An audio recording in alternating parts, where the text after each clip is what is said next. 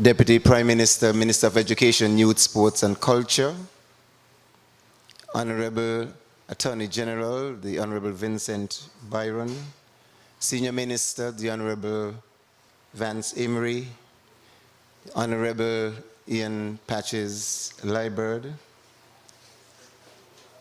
members of the head table, the esteemed panel, Permanent Secretary in the Ministry of Tourism, Mrs. Carleen Henry Morton, former principal of the BASSETTERRE High School, and Mr. Morton, the principal of the BASSETTERRE High School, Mr. Maurice Benjamin, educators past and present, media personnel, ladies and gentlemen, good evening. Good evening. I want to say up front that we have Mr. Benjamin and the young Mr. Knight for a brief moment. There's another important event that is taking place at their school this evening. And we want to thank the young Mr. Knight for his prayers. It is my esteemed pleasure to welcome all of us to this very important exercise this evening. It is one in which we have come together to engage you, members of the public, as we proceed with the construction of the new BASSETTERRE High School, a school that is dubbed the state-of-the-art, one of the best, if not the best, in the region. A school that we would expect would serve many generations to come. And so we have assembled a team of very competent, very qualified persons to address the various facets of this project. I wish to introduce the members of the panel at this time. We have Mr. Cromwell Williams, the Director of Public Works, on my immediate left. You may give him a round of applause. There's much more information on Mr. Williams on the flyer that you have, so I don't need to read all of this. Then we have Mr. Randolph Edmead, who is the Director of Physical Planning. Please give him a round of applause. He's next. Actually, my math is not good here. Okay, so let me backtrack. It's Dr. Halsey Haley, a water expert. This is the lady next to Mr. Williams. And then we have Mr. Randolph Edmead. Then we have Mr. Andrew Hutchinson from Santec. Please welcome him. Following, we have Mr. Ian Rogers and Mr. Anthony De Silva. Please welcome them as well. They're from Innotech.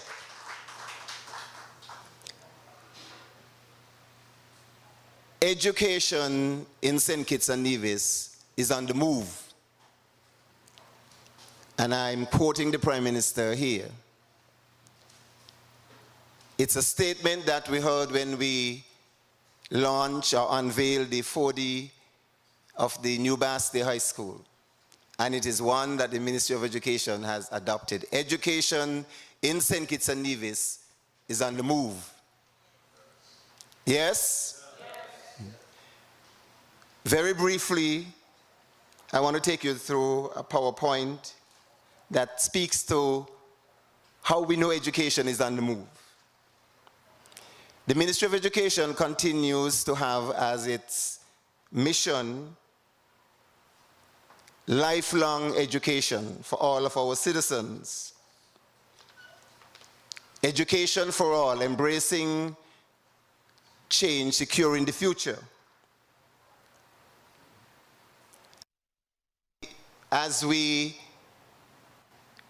prepare to provide lifelong education for our citizens, the Ministry of Education has a number of initiatives that we are rolling out.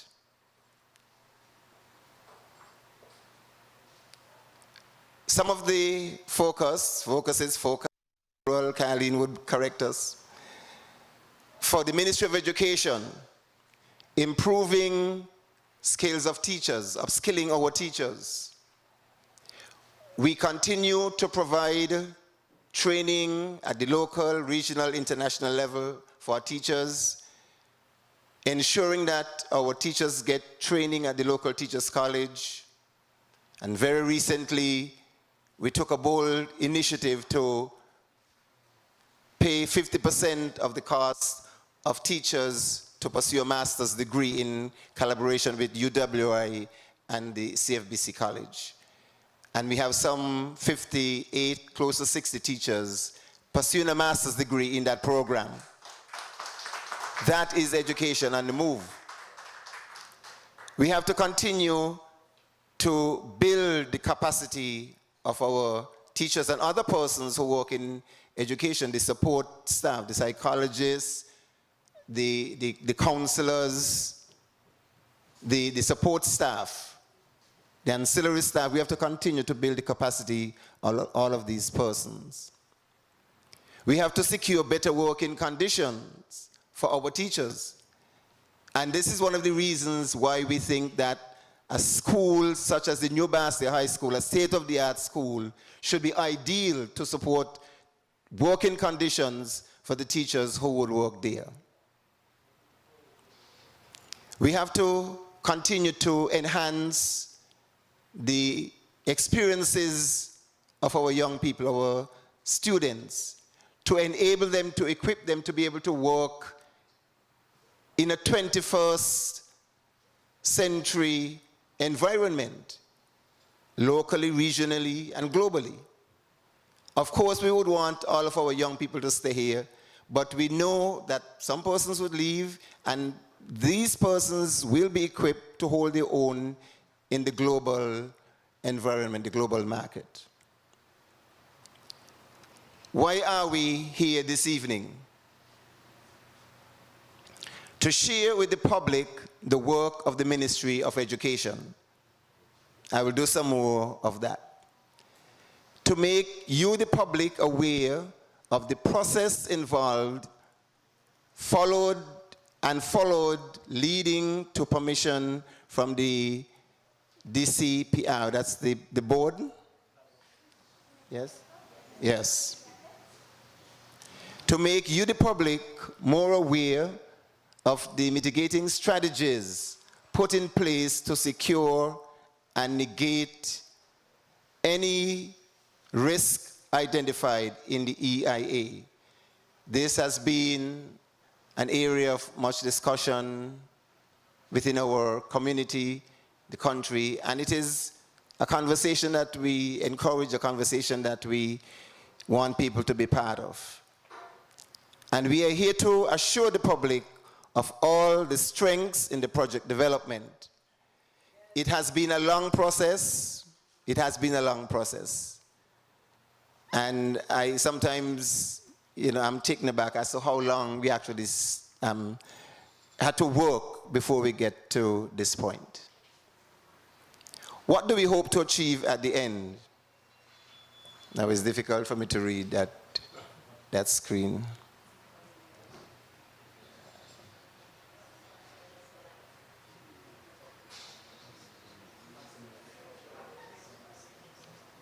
Who's going to read? Mr. Williams.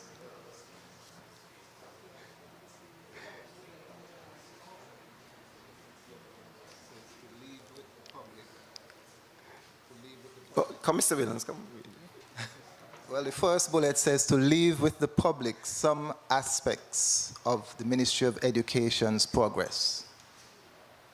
Okay. We'll just take them. Yes. Okay. The second, it says to create a more educated public on the key aspects of development.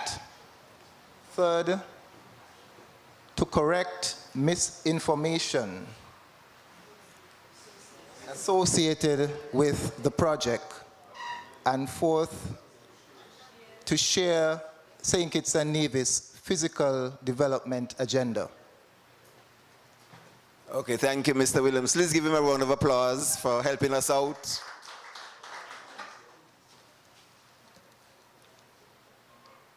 Progress. We have made significant progress, significant strides in the education sector over the last, few years. We continue to build on the foundations that were laid before. Just recently, we were able to turn over to schools with the help of Ross University, a computer ICT project that we entered into a partnership, I think in 2015.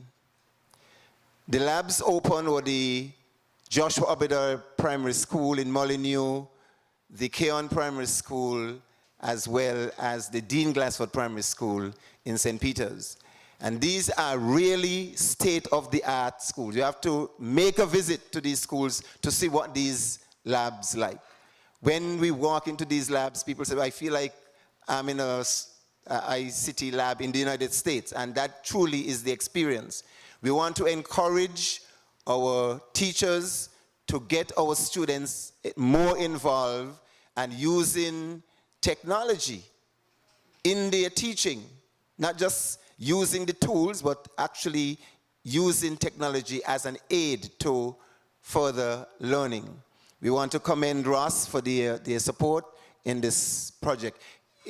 Towards the end of June, it is our expectation that we should be launching 4 more of these labs.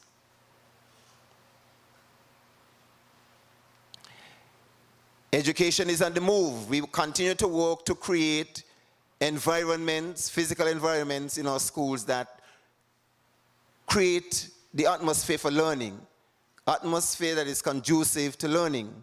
And so over the Easter vacation, we did some roof repairs at the Dr. William Connor and at the Beach Allen. Excellent work, and we know that the schools appreciate this. Some paint job was done at the Charles E. Mills School in Sandy Point, as well as the Dean Glassford School, the Sandy Point Primary School. Early in the year, we commissioned a new school bus, and this was dedicated solely, well, not solely, but almost, for the use of the students of the Cotton Thomas Comprehensive. We have embarked on a policy to make sure that the children, the students at that school receive the best of everything. They are the most vulnerable in our community, and we have to use what is called in England positive discrimination to ensure that these children get the best of everything. And to show that, we appreciate the diversity in our student population.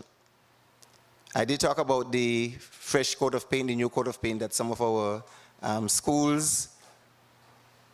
We have begun to place more emphasis on agriculture. The use of the school farms, the use of school gardens. And we have a situation now where school gardens are sending some of the produce, they produce, to the school meals department to prepare the school meals that are sent back to the schools for their own consumption.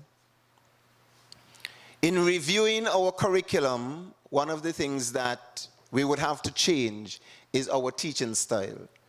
Move away from the chalk and talk, moving away from standing in front of a class and just perhaps lecturing or talking, where we encourage children to work in teams and to collaborate, and teachers become facilitators.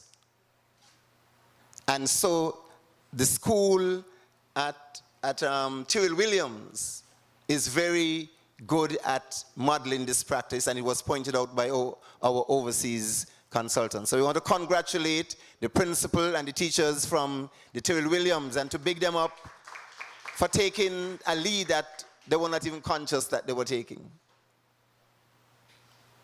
I mentioned the school meals. This is what a sample of our school meals look like. You know, and somebody from the region saying, this is school meals. And recently, the school meals have started to bake their own bread. Yes. Yes, you may applause. I learned recently, a day last week, the students at William Connor, every student was going for school lunch because it was so appealing and appetizing, you know. I think it was mashed potatoes and beef and vegetables, and they said the whole school was there for lunch that day. So that's good. We are building reputation. We are building reputation. The BASSETTERE High School must be congratulated for winning the cheerleading festival this year. Just one of their many wins. The principal has become known as the man with the principal with the bell. If you have been at any event and BASSETTERE High School is there, you're going to hear that bell. They also won the National Science Quiz for this year. And the young man here was one of the participants. I always see him in these quiz, these competitions, these debates, and recently he was in the Youth Congress, and I think BASSETTERE High School came in second. Right, so congratulations to BASSETTERE High School. You know, in spite of the challenges, BASSETTERE High School continues to do well. And as somebody put it, not because they are in a temporary location that their performance is going to be temporary. It is just as outstanding and as good as ever. We continue to celebrate our teachers. We continue to celebrate our teachers. We have had 2 World Teachers' Day celebration at the Marriott. We already locked down the date for this year. It is becoming one of my favorite days on the Ministry of Education calendar because we celebrate, we dance. I have to get my dancing shoes ready for October 5th. You know, and teachers feel appreciated. We are doing something to recognize their hard work. The Keon High School is to be congratulated for taking the lead on environmental issues.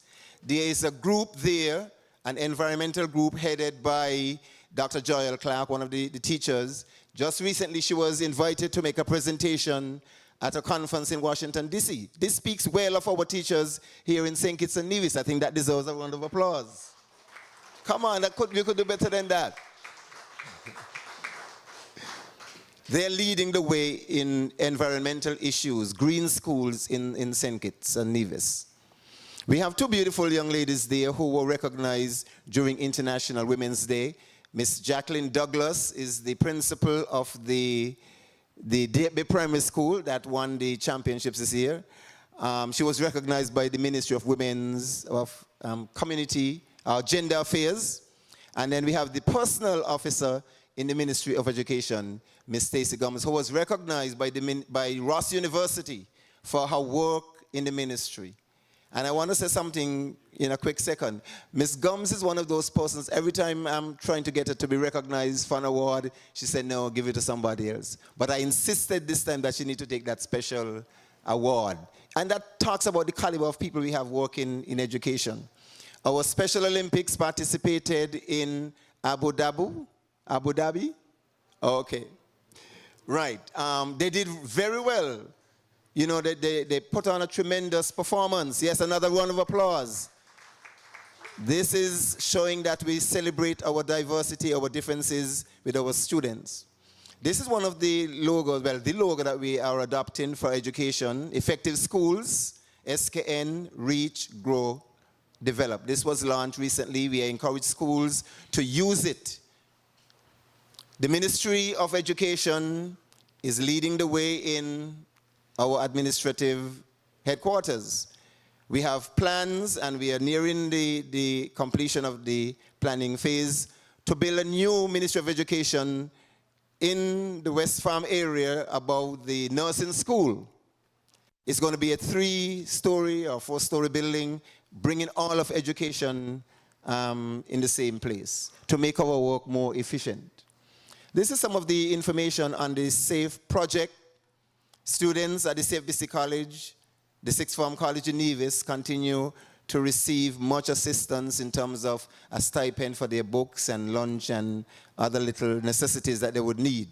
Last year we staged a STEM fair in November of 2018, and we're planning again to do it in November of 2020. the theme, inspiring the next generation. And that's what we have to continue to do through science, technology, engineering, and mathematics. Again, our diversity with students who are affected by autism, with the aid of a consultant from the United States. She comes in regularly, and there's a local cohort of persons trained to work with students of the Spectrum Center. It's located at the industrial site preschool. A number of families have received training. Just recently, some persons from the same nursing school, some of the management, they brought in some gifts that were presented to parents to work with the children during their home time. Our summer workshops are coming up. We are upscaling, up-tooling our teachers to perform better in the classroom. We are focusing on differentiated instruction this year. This is an Easter training. Our young teachers, new teachers give up 2 days of their training in Easter, and we take them to Bird Rock Beach to do some further training with them. These are some of the consultants from Mind Bloom Consultancy in Nova Scotia, Canada, and they're taking the lead in helping us to revamp our curriculum. I want to say here that the curriculum would be written by all our local teachers. They are just providing the guidance. And then the last slide here is the reason why we are here tonight. The 3D rendition is outside here. You can have a chance to look at it. But essentially, this is why we're here tonight, to discuss the matters concerning the new BASSETTERE High School. So against that background, I am happy to welcome you and to look forward to your participation and your interaction with the process this evening. Thank you.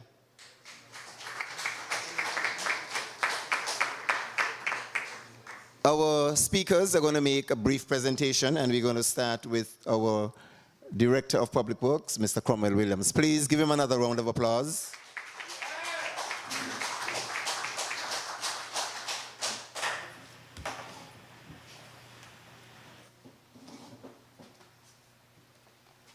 Thank you, Permanent Secretary Hodge, Chairman of this evening's proceedings.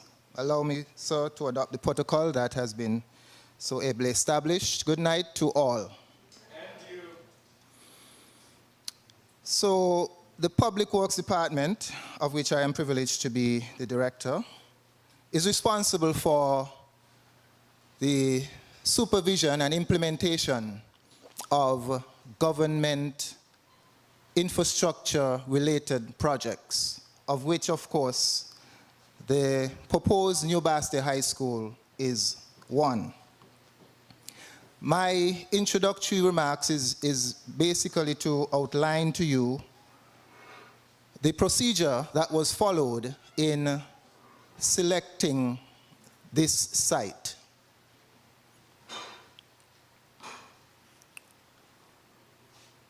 So, sometime in July of 2015, the Ministry of Education selected a committee. Or before that, actually, the Ministry of Education would have written to the Ministry of Sustainable Development. Ministry of Sustainable Development being that ministry that is responsible for all lands for the government. So you're going to build a school, you need land. So the Ministry of Education would have written to the Ministry of Sustainable Development to say, we need some land to build a new school, a new BASSETTERE High School. The Ministry of Sustainable Development responded to the Ministry of Education, identifying 5 possible locations and a brief analysis of each of these locations. These locations were 1, Shadwell Pine Gardens, 2, an area opposite the International School of Medicine, that is at Camps, just before you reach the Ross area. 3, an area of land at Needsmus, that's just below Skelec, and is bordering the Wellington Road as well. 4th, an area of land in the Pond Estate, that is next to the Couriers warehouse, and 5th, the old BASSETTERRE High School site. And they specified the playing field. So those 5 were presented to the Ministry of Education as 5 possible sites or available sites. The Ministry of Education then appointed a site selection committee representing key stakeholders. And these key stakeholders, let me just list them from the final report that was submitted. Myself, Mr. Cromwell Williams, Director of Public Works, as the chair. Mr. Carl Francis, representing the Ministry of Education. Mr. Calvin Pemberton, representing the Development Control and Planning Board. Mr. Terence De Costa, representing the Department of Physical Planning. Ms. Violet Williams, representing the Attorney General's Chambers. Mr. Dwight Francis, representing the Department of Lands and Surveys. Mr. Ron Collins, then the principal of the BASSETTERRE High School. Mr. Quinton Morton, education planner. Mr. Walwyn Shiverton was then the president of the BASSETTERRE High School Parent Teachers Association, or PTA. Mrs. Ione Liebert Willett was then the permanent secretary in the Ministry of Education. Mr. Tom Buchanan was then the assistant secretary in the Ministry of Education. Mr. Denison Paul was then the acting manager, water engineer. Sorry, he was not appointed a member of the committee, but he was specially invited to attend the meetings. Exhausted. So that committee was appointed by the minister or the Ministry of Education, and that was in that was in November of 2015. We had several meetings between November and December of 2015, and we presented our report at the end of December 2015. So during our deliberations, we looked at the pros and cons of the various sites. We look at the characteristics of the sites. We came up with a matrix that allowed us to put a score or rating for each of these characteristics. The outcome at the end of it was that the 2 top sites were the Ponds and the Ponds site, which is now the proposed site, and a site in Shadwell. And so both of these were very close in our scoring and ranking. And so basically those were the 2 that was narrowed down and that was presented for, more or less for the cabinet to look at. Now, shortly after that was presented in December 2015, in January 2016, Cabinet appointed a Water Experts Advisory Committee to provide further technical advice. And allow me to list the members of that Water Experts Advisory Committee.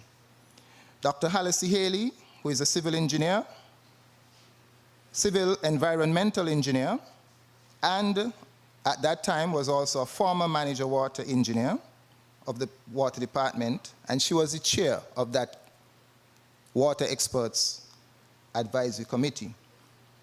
Myself,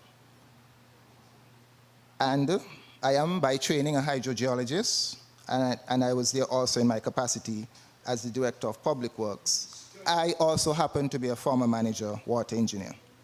The 3rd member was Mr. Denison Paul, who is an environmental engineer and was then the current manager water engineer.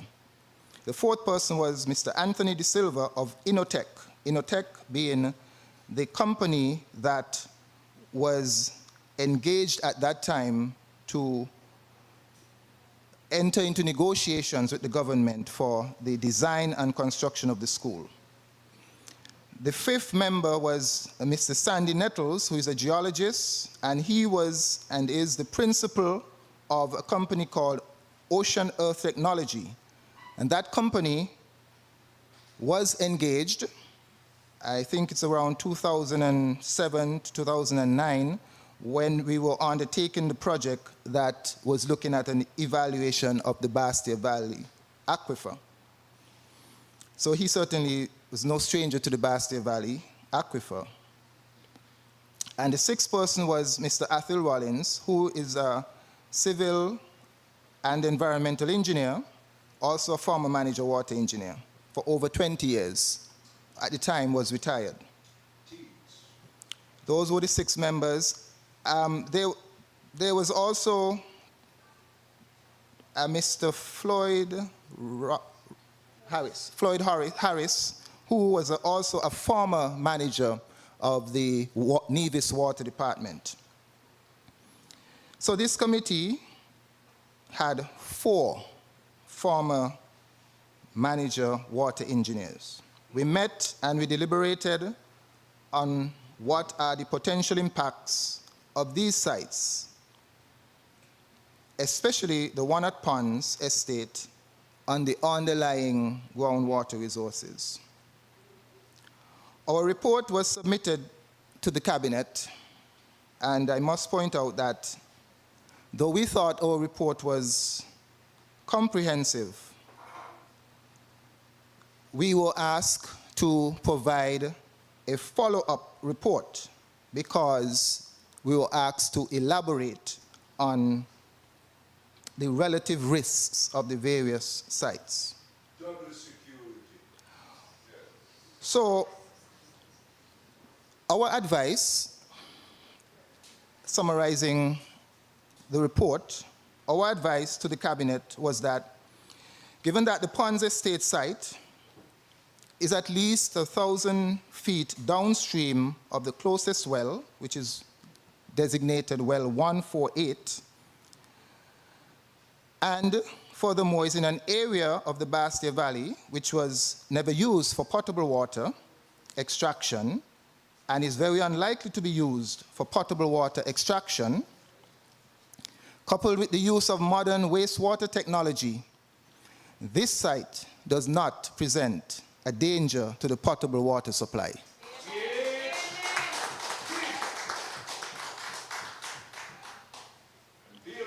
Cabinet decided, based on our recommendation, to proceed with the Ponds Estate site with the caveat that all stringent measures are to be implemented to ensure that any discharge to the soil meets accepted water standards, water discharge standards. Now, I just want to touch a bit on environmental concerns. And I am happy to see you here tonight because you are concerned about education, and you're concerned about water, and you're concerned about health. And I am confident that when you leave here tonight, you will leave with the assurance that these are not in conflict.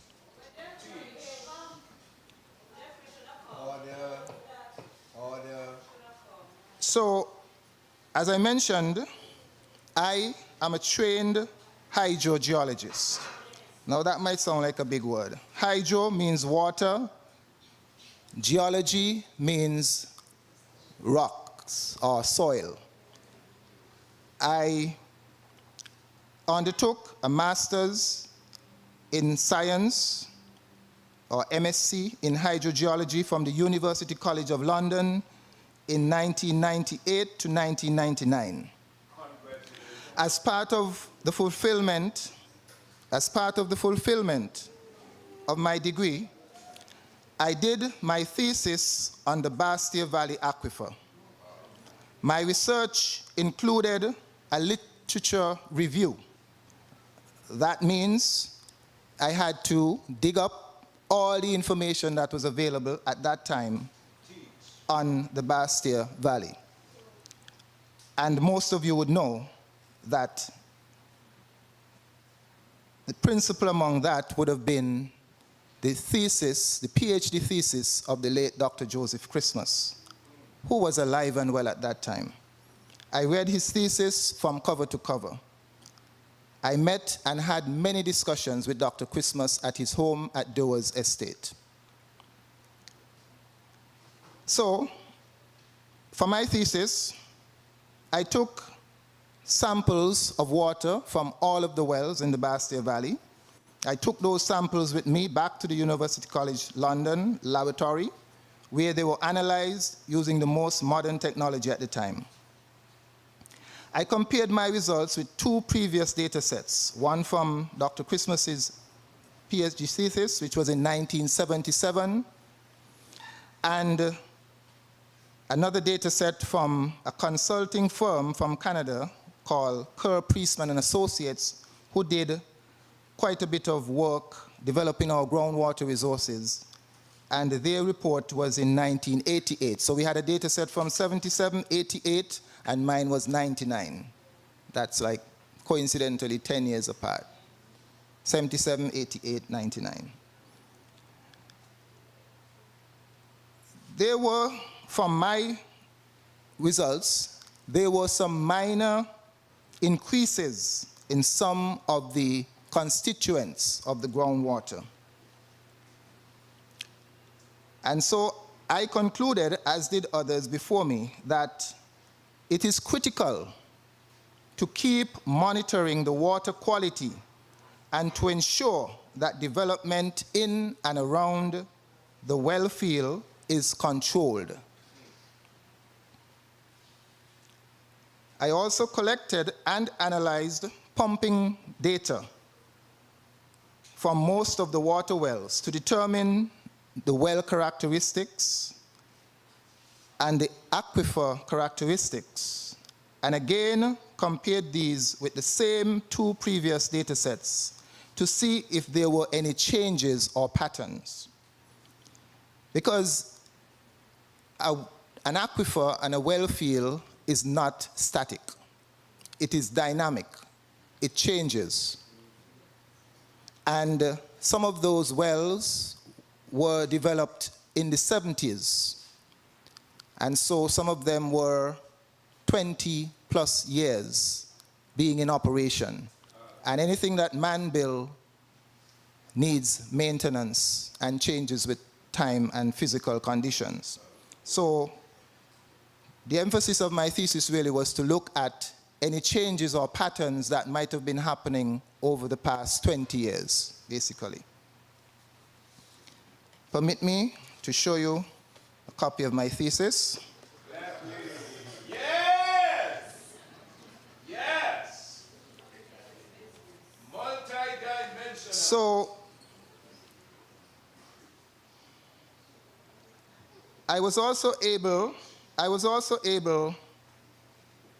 before I say that, most of the wells were found to be still operating at their original capacities and yields. I was able to build a model of the BASSETTERRE Valley aquifer using the computer program FlowPath, and thus used that model to demonstrate or predict various possible pumping configurations. That is, using the computer program, I was able to say, what if this well, instead of pumping at 100 gallons per minute, we were to increase the pumping in this well to 150 gallons per minute. And you would see the flow path, the lines, you would see how it would change the water pattern. And so that is the beauty of being able to model anything. You can change parameters and see how it impacts the results. So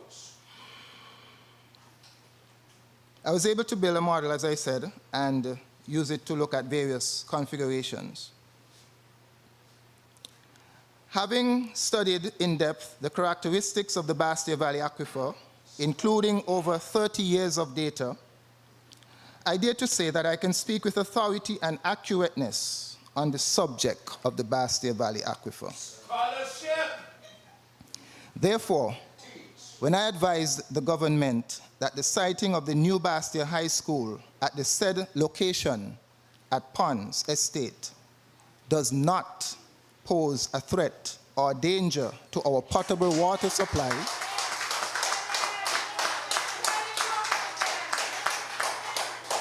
I did so without any reservation or doubt. The fact is, and as others coming after me would indicate, the fact is that the water flows under the influence of gravity from northwest to southeast, or from north to south generally. And I've heard many questions being asked, but I would allow you to ask the questions. The existing wells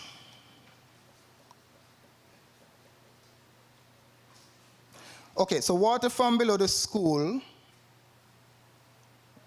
water from below the where the school is proposed to go, basically has no chance of reaching the closest well, which is well designated well 148.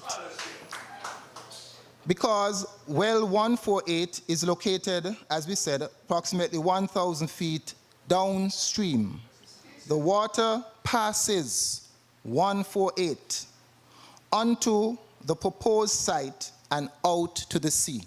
And some of my colleagues will elaborate and greater explain that to you. There are no potable water wells in the immediate vicinity of the proposed site.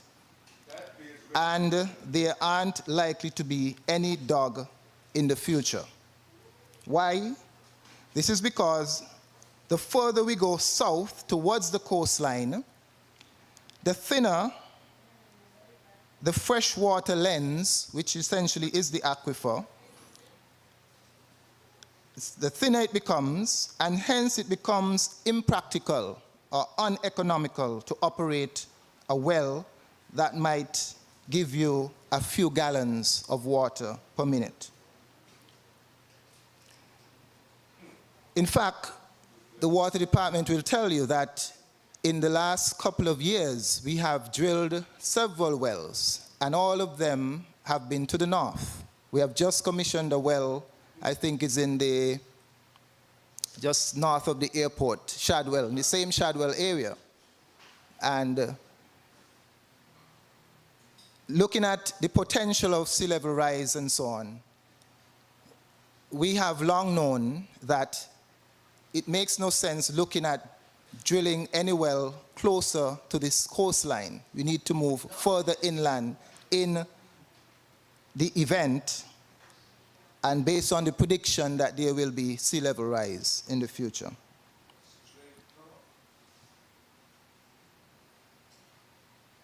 So, to get a high yielding well requires a certain thickness of aquifer, which you would not find on the southern extremities, such as the location of the proposed site. I must sound a cautionary note to the authorities. Our endorsement of this site for the new BASSETTERRE High School must not be misconstrued that groundwater or aquifer protection is a myth, or that any developer, be it government or private, can now begin to circle the wagon to get in line to grab their piece of this prime real estate that is out there. We are not saying that all you need is a tertiary level water treatment plant. In this regard, we are calling for the immediate appointment and activation of a broad-based committee of stakeholders and experts to begin the conversion of the lands of the Royal BASSETTERRE Valley National Park into the type of development that is compatible with the underlying resource. We may not always have the type of institutional knowledge that we currently have, and we need to guard against unscrupulous developers. Thank you.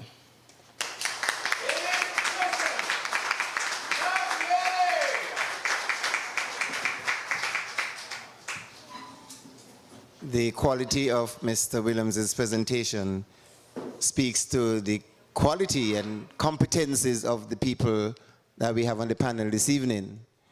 We want to thank you, Mr. Williams, for a very enlightening presentation. At this point, we're going to invite Dr. Halsey Haley to make her presentation. Yes!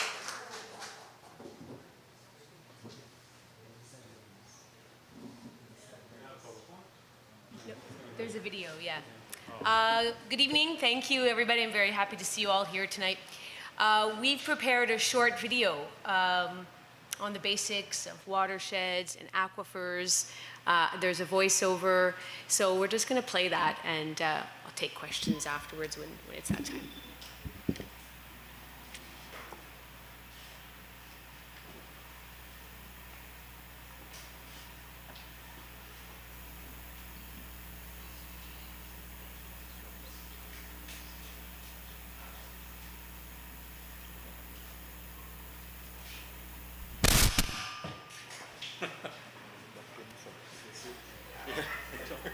My name is Dr. Halsey Haley. I'm an environmental engineer with many years of experience in the area of water resources management. I'm a former manager and deputy manager of the St. Kitts Water Services Department.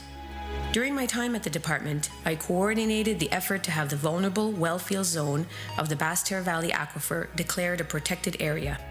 I'm heartened to know and hear of your concerns for our water supply, and I hope you continue to ask questions and be proactive when it comes to changes in land use and development in this sensitive zone, and indeed anywhere in our federation.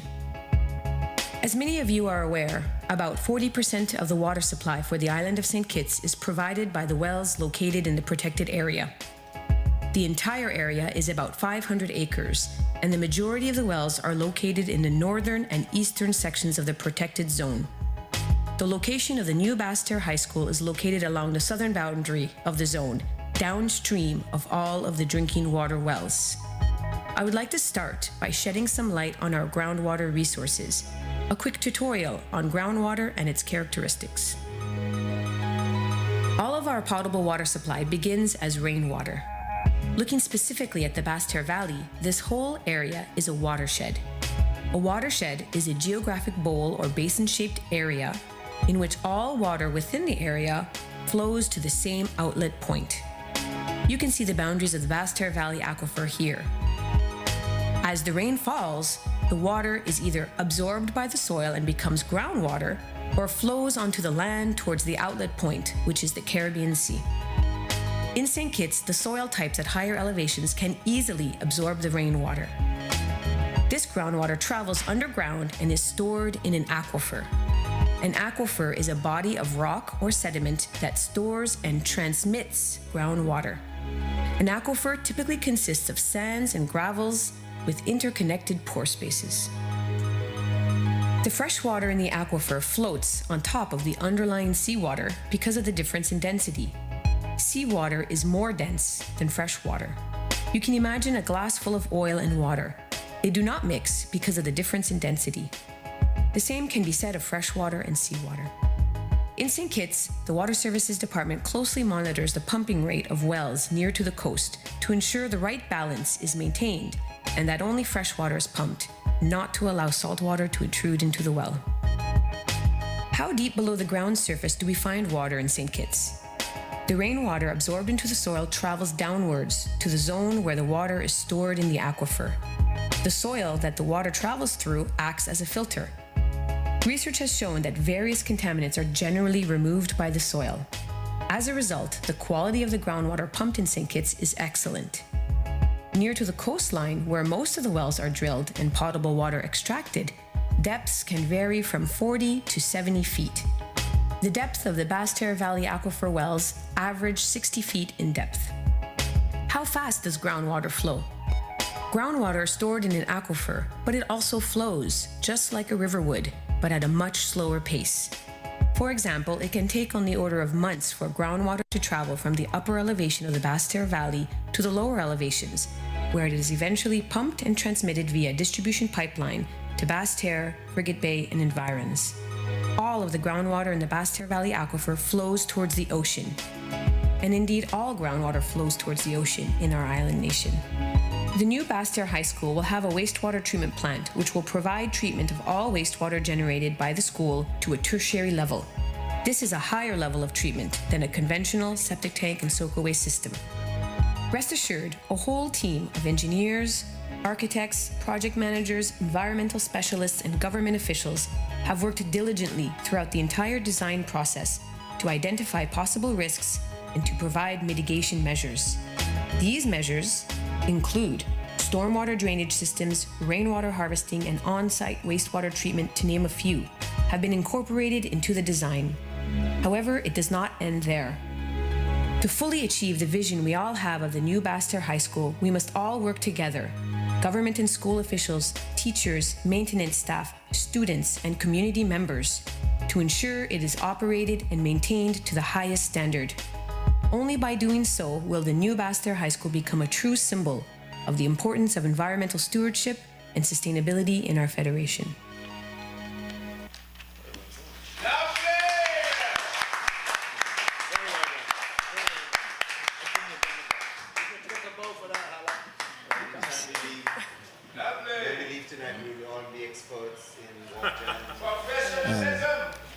We take the questions at the end of all the presentations. Bear that in mind. Just keep them in mind. Write them down if you need to do that, so that we have a smooth flow. And we're going to be taking the questions in rounds when we come to that point. At this time, we're going to invite Mr. Ed Mead to make his presentation. Please welcome him.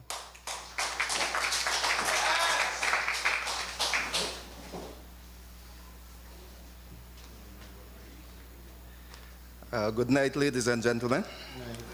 And following in the step of my esteemed colleagues before me, I wish to adopt the protocol that has been established. Now, I'm the Director of Physical Planning, and in that role, I'm also the Secretary to the Development Control and Planning Board. Okay? Now, my role here tonight is to outline the involvement of the Development Control and Planning Board in the approval, in the review and approval process in relation to the BASSETTERRE High School, including drawings and EIA and all of those things. Now, let me start by saying that all development activities are done in accordance with the provisions of the Development Control and Planning Act of 2000. That is the act which guides development activity, whatever form they may take in St. Kitts. So it is from that perspective that the board's involvement in this whole process was done. And the board's involvement officially started with the submission of the design proposal and the main features of the BASSETTERRE, of the new BASSETTERRE High School, and the preliminary drawings, layout. And those were submitted to the Development Control and Planning Board for the first stage of the approval process. That is what we call outline approval or approval in principle. That is governed by Section 20, subsection 1 of the Development Control and Planning Act. Having reviewed the proposal submitted, the board then proceeded to grant the approval in principle for the construction of the new BASSETTERRE High School. And that approval is granted, or was granted, in relation to Section 20 also. Now, in granting that approval in principle, that the conditions for proceeding with the BASSETTERRE High School, the new BASSETTERRE High School, they were set. And one of the key requirements from this approval, flowing from this approval, is the requirement, or was the requirement, for an environmental impact assessment, which is governed by Section 26, subsection 2 and 3 of the Development Control and Planning Act. The Act also makes provision for guiding the process of the EIA through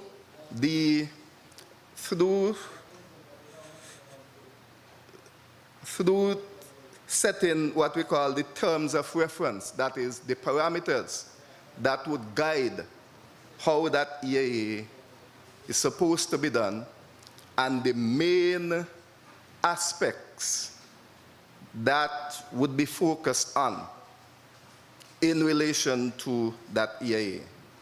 So that terms of reference was, those terms of reference were set, and the main priorities which were outlined in the terms of reference were: 1, sewage, wastewater, and chemical waste disposal.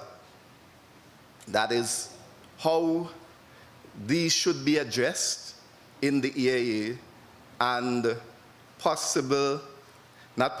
mitigation measures to reduce the related impacts of these.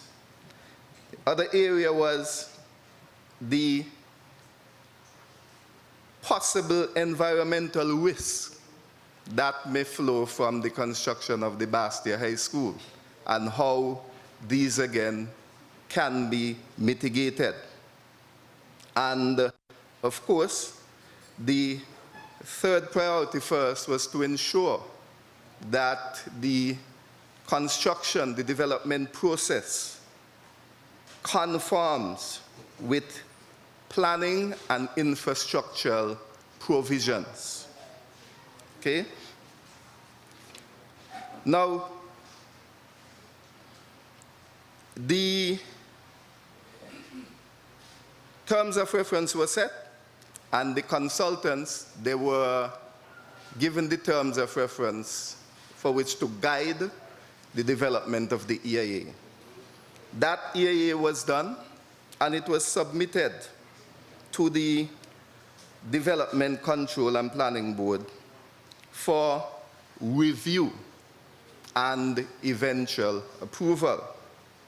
Now, the review process is also controlled by the provisions of the Act, and the Act empowers the Development Control and Planning Board to co-opt or to seek the cooperation of key and relevant government agencies to ensure that the guidelines and parameters that were set, that they were adhered to. So the key reviewers of the submitted EIA were the Department of Physical Planning, to ensure that the planning principles and guidelines were covered. You had, of course, the Department of Environment, to ensure that the environmental parameters and the environmental requirements were adhered to. You had the Ministry of Health, which was one of the key reviewers in terms of looking at wastewater treatment, provision for sewage treatment and all of those things. And we also had the Water Services Department as a key agency in the review process. We had the Fire Services Department, or the Fire and Rescue Services, because safety is a key component, or would be a key component that needs to be addressed. For the New BASSETERRE High School, I mean, you have children there, you want to make sure that they're housed in a safe environment. Because we envisage, we know that the flow of traffic would be impacted considerably. It would change when the school comes in stream, that we also had input from the traffic department. And in fact, that is one of the items that was also highlighted in the terms of reference. Okay? Now, let me say here that the Department of Physical Planning, we are going through the submitted comments and we are compiling them to take to our next board meeting to make a determination as to whether or not some of these comments would warrant tweaking of the plan or make provisions for some of these comments or concerns to be addressed during the implementation or the construction phase. And it is important to note that because at this point, nothing is cast in stone. At this point, what we have is on paper. And because it is on paper, whatever concerns we have that need to be addressed, the adjustment will be made before you actually put concrete on the ground. Okay, so it's not a closed process. Okay? Now, the section 27, subsection 1 and 2, governs the review process of the EAA and how, who you can co-opt and how that's supposed to be handled. The drawings for the New BASSETERRE High School have also been submitted to the Development Control and Planning Board. And the review process, the review is led by the Development Control and Planning Board Review Subcommittee. Now let me explain here that that subcommittee is a subsection of the board and it has representation from the key government agencies as well as the private sector representative on the board and also competent agencies such as the Engineering Association. Okay? Now, key assistance was also obtained and these key agencies, they were also involved in the review process of the submitted drawings. You have the Ministry of Health. You have the Fire and Rescue Services, representation from the Engineering Association, SCELEC, and key, you have the Water Services Department, the Ministry of Public Works. They're also involved as their member, or the Department of Public Works, sorry, they're also involved as their members of the board. Let me point out here that the process allows for the board to seek the input of key agencies outside of within the government structure, and also expertise outside of the government structure to ensure that the review is done in a way that we cover all the angles that we can possibly cover. Okay? Now, as I said, that the Department of Physical Planning, which is the Secretariat to the Development Control and Planning Board, we are compiling the comments. They will be tabled at the next Development Control and Planning Board meeting. That meeting, if necessary, the drawings will be tweaked to reflect some of the comments. And after all of that is done, the EIA will be officially approved. Okay? Now,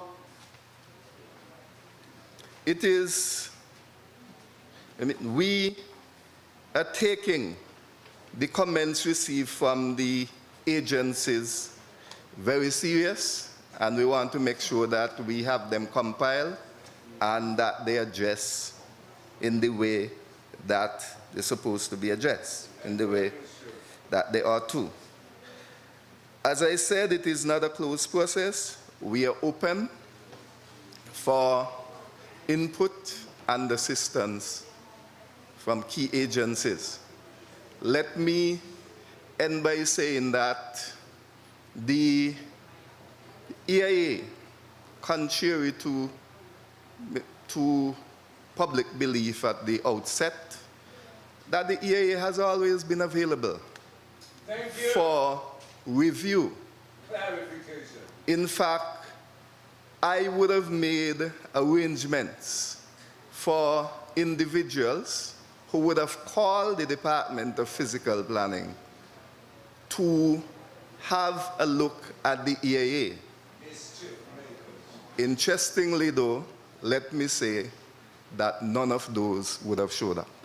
Thank you very much. Thank you.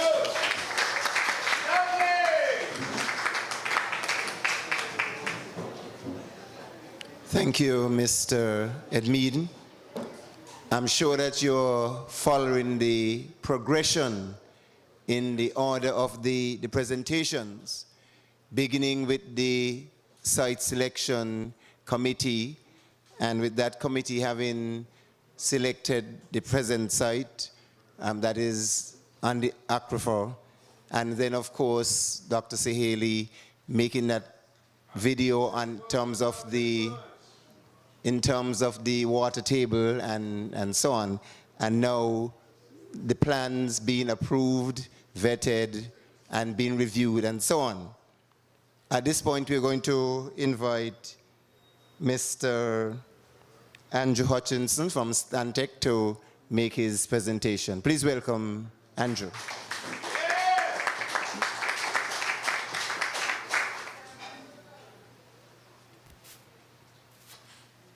Can I have the mic from the back? Thanks.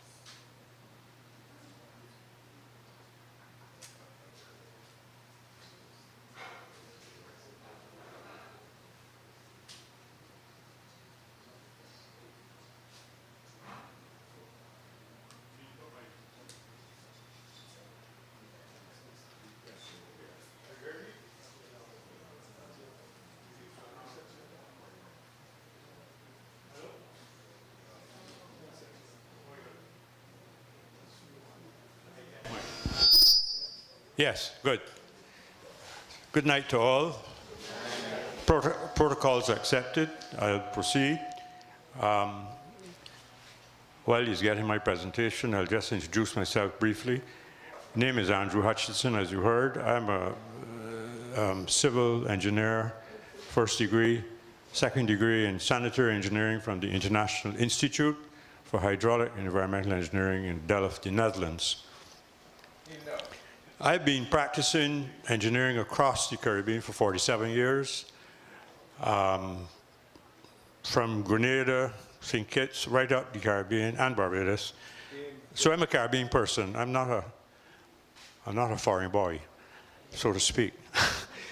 My style is different. I like to interact with my presentation and interact with the people rather than sit at a table and just give a speech.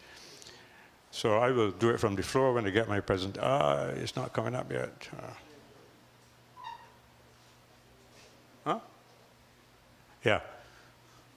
Briefly, I will say something about Stantec. Stantec Consulting Caribbean Limited is a part of the Stantec Global Group. Head office is in Edmonton, Canada. Stantec was formed in 1956, so it's a very old firm. Today, Stantec is 23,000 people. We have 350 offices across North America and 25 offices outside of North America, including the Barbados office. And it's a multidisciplinary practice, architecture, engineering of all sorts, project management, you know. We don't build anything, we're consultants, all right? But it's been around a long time and it's very reputable. They came to Barbados in 2001 and I did an acquisition, or they did an acquisition, and I joined Stantec's family in 2001. So that's Stantec. It's a pretty large firm. Last year our revenue was $5 billion US. Indeed. So we are one of the top 10 design firms in North America. So much for Stantec. Let's get to it. So unassuming. I was very impressed with the presentations that preceded me. To some extent, they probably make my job easier because they've built a good wicket, so to speak, to bat on. So I'll use this slide here. This slide shows the location of the school in the aquifer, and it's an aerial photograph. Just to give you orientation of where it is in relation to the stadium, in relation to Central BASSETERRE. What we're going to look at quickly is what is an EIA. I don't want to assume that you know what an EIA is, so I will briefly describe it. Talk briefly about the EIA process, although I'm not sure I need to do that after hearing the gentleman here speak. I'll then talk about the main project elements that we looked at, the critical elements, and we'll do an overview of the factors that we assessed. And then I will talk about the key impacts, just the key impacts. The EIA report, which is 350 pages, has been made available to the public. And I want to presume that those who wanted to read it would have read it, so I don't plan to recite it here tonight. So what is an EIA? Very simply, it is an assessment of the potential impacts associated with a particular defined development. I use the word defined deliberately. I do not subscribe to the theory that you can do an EIA of an imaginary project. So the project, as in the case at BASSETERRE High School, was conceptualized, and then you study the impacts of what was proposed, okay? As opposed to doing a study of something that we don't know what it is. So we looked at drainage, traffic, wastewater, groundwater in the BASSETERRE aquifer. We looked at ecology, noise, dust, all these things would have looked at, as well as the soil conditions. We did a geotechnical investigation. That's a big word for saying that we tested the soil. We tested the soil by doing borings to make sure the building would be safe if we built it there. And the main purpose of an EIA is that it serves to inform and improve the project design. In other words, we don't want to have surprises. Find out what those critical issues are now and incorporate them into the design. Okay, that's the biggest benefit of doing an EIA. It serves to inform. It also makes you aware, creates an awareness of the impacts, and improves the quality of the finished project. All right? So basically, that's what an EIA is. So the EIA process, which was dealt with already, I didn't know he was going to deal with it in that context. So I have a slide on that. The institutional and regulatory framework as laid down by the laws of St. Kitts, Nevis, and the Development Control and Planning Act. They would have set the parameters and the regulations that we have to abide by. The TOR, the terms of reference, has to be agreed by the what I call the regulators at the Development Control and Planning Board. They say what we must study. These are the critical issues, etc. Then the process continues. We investigate baseline conditions, what's existing now, and compare them with the future conditions that may arise after you build the school. Then we prepare a draft EIA report. We submit it to the board, the Development Control Planning Board, and they review it. And then they come back and say, this is missing. We need more information on this. Why didn't you look at this area, etc. So it's a process. And then we prepare the final EIA report, which is being made available to everybody, the public. So that's the process. What are the main project elements? Just describing the project very generally. It's a greenfield site, 14 acres, Ponds Estate. We know where that is now. The site is what we refer to as an infill development within the urban area. If you look at the map of that area, you will see there's urban corridor all around the aquifer, and then there's this hole in the middle, and we are putting the school into that infill piece of the puzzle. The school, as you know, will provide for 1,000 students and approximately 130 staff. It has a floor area, gross floor area of 159,000 square feet with 32 classrooms. There are 4 blocks and a courtyard in the middle. There are 4 blocks built around a courtyard. The courtyard is approximately 1 acre, 40,000 square feet. Well, that acre is 43. It's 40,000 square feet. Oops, I lost it. Sorry. So then the other main element of the project is the infrastructure. And what's infrastructure? Drainage, sewage treatment, the access roads, utilities, etc. They're the main elements of the project that we investigated.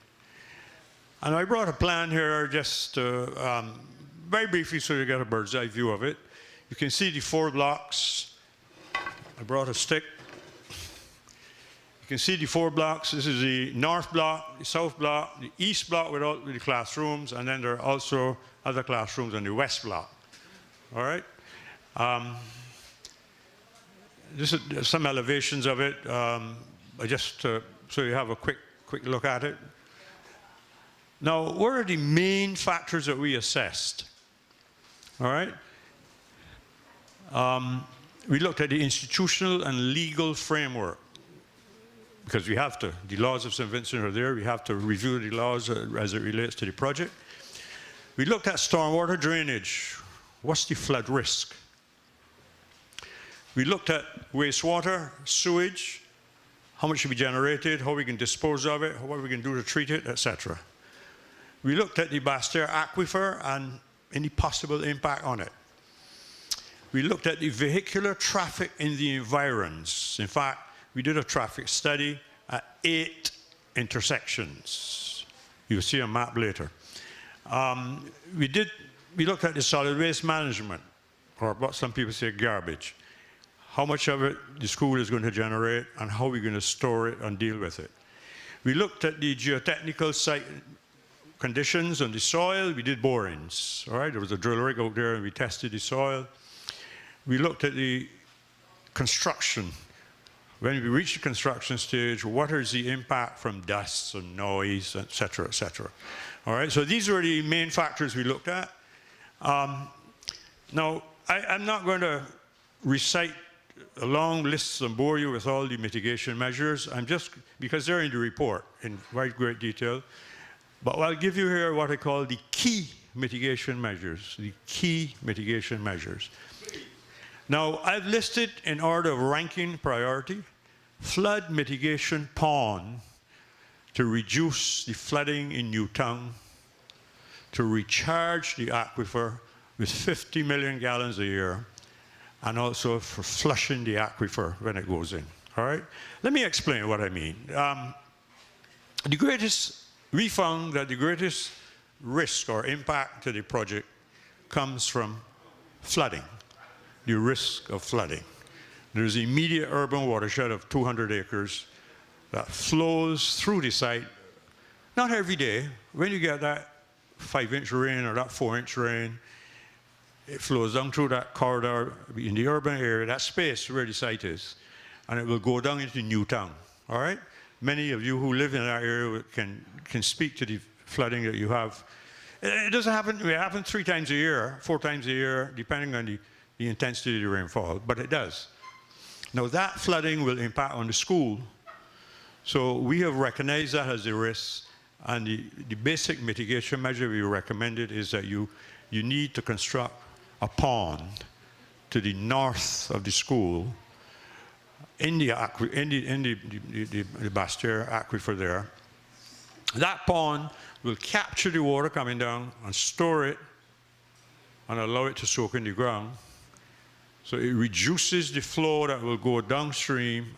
It will reduce the incidence of flooding in Newtown. And that's a doable. So we have to fix the pond, we have to fix the flooding so it doesn't affect the school, but we get a benefit by doing that, by improving substantially, mitigating, almost eliminating the flooding in Newtown, all right? Now, once we capture this water and put it in this pond, it's going to soak in the ground, so it's going to infiltrate and recharge the aquifer, which is a good thing, all right? Because we are putting additional water into the aquifer, and that will, by extension, serve to dilute any pollutants that may be in the aquifer because you're putting in more water, all right? The other thing we spoke about here in mitigation, at the school itself, the runoff from the school, because the school is a hard standing area, all right? All of that runoff, we're proposing to construct what we call storm chambers down the middle of the driveway of the school, the car park, right? And that, all the water coming off the school goes into those storm chambers, semicircular arches you bury underground. And that stores the water so it can be soaked into the ground as well, and it doesn't run off and go down in Newtown. All right? So what we then looked at sewage collection, which is shown here. Treatment, tertiary effluent will be infiltrated downstream. What the EIS speaks to is that you will collect all of the sewage on the site in pipes, manholes, and take it off the site onto the open space, you know, the open field next door, where we will build a treatment system. The treatment system will consist of 2 septic tanks, followed by what is referred to as alternating intermittent recirculation reactor. That sounds like a lot. What it really is, some gravel beds that you dose at a certain rate and, you know, at a certain sequence, and the effluent from that comes out of the highest quality. I'll show you here later how it works. So we've provided for the sewage treatment so that we will, you know, treat the sewage. And why are we doing that? Because with 1,000 pupils there, 130 teachers, there's a concentrated flow there. The flow is about 14,000 gallons a day.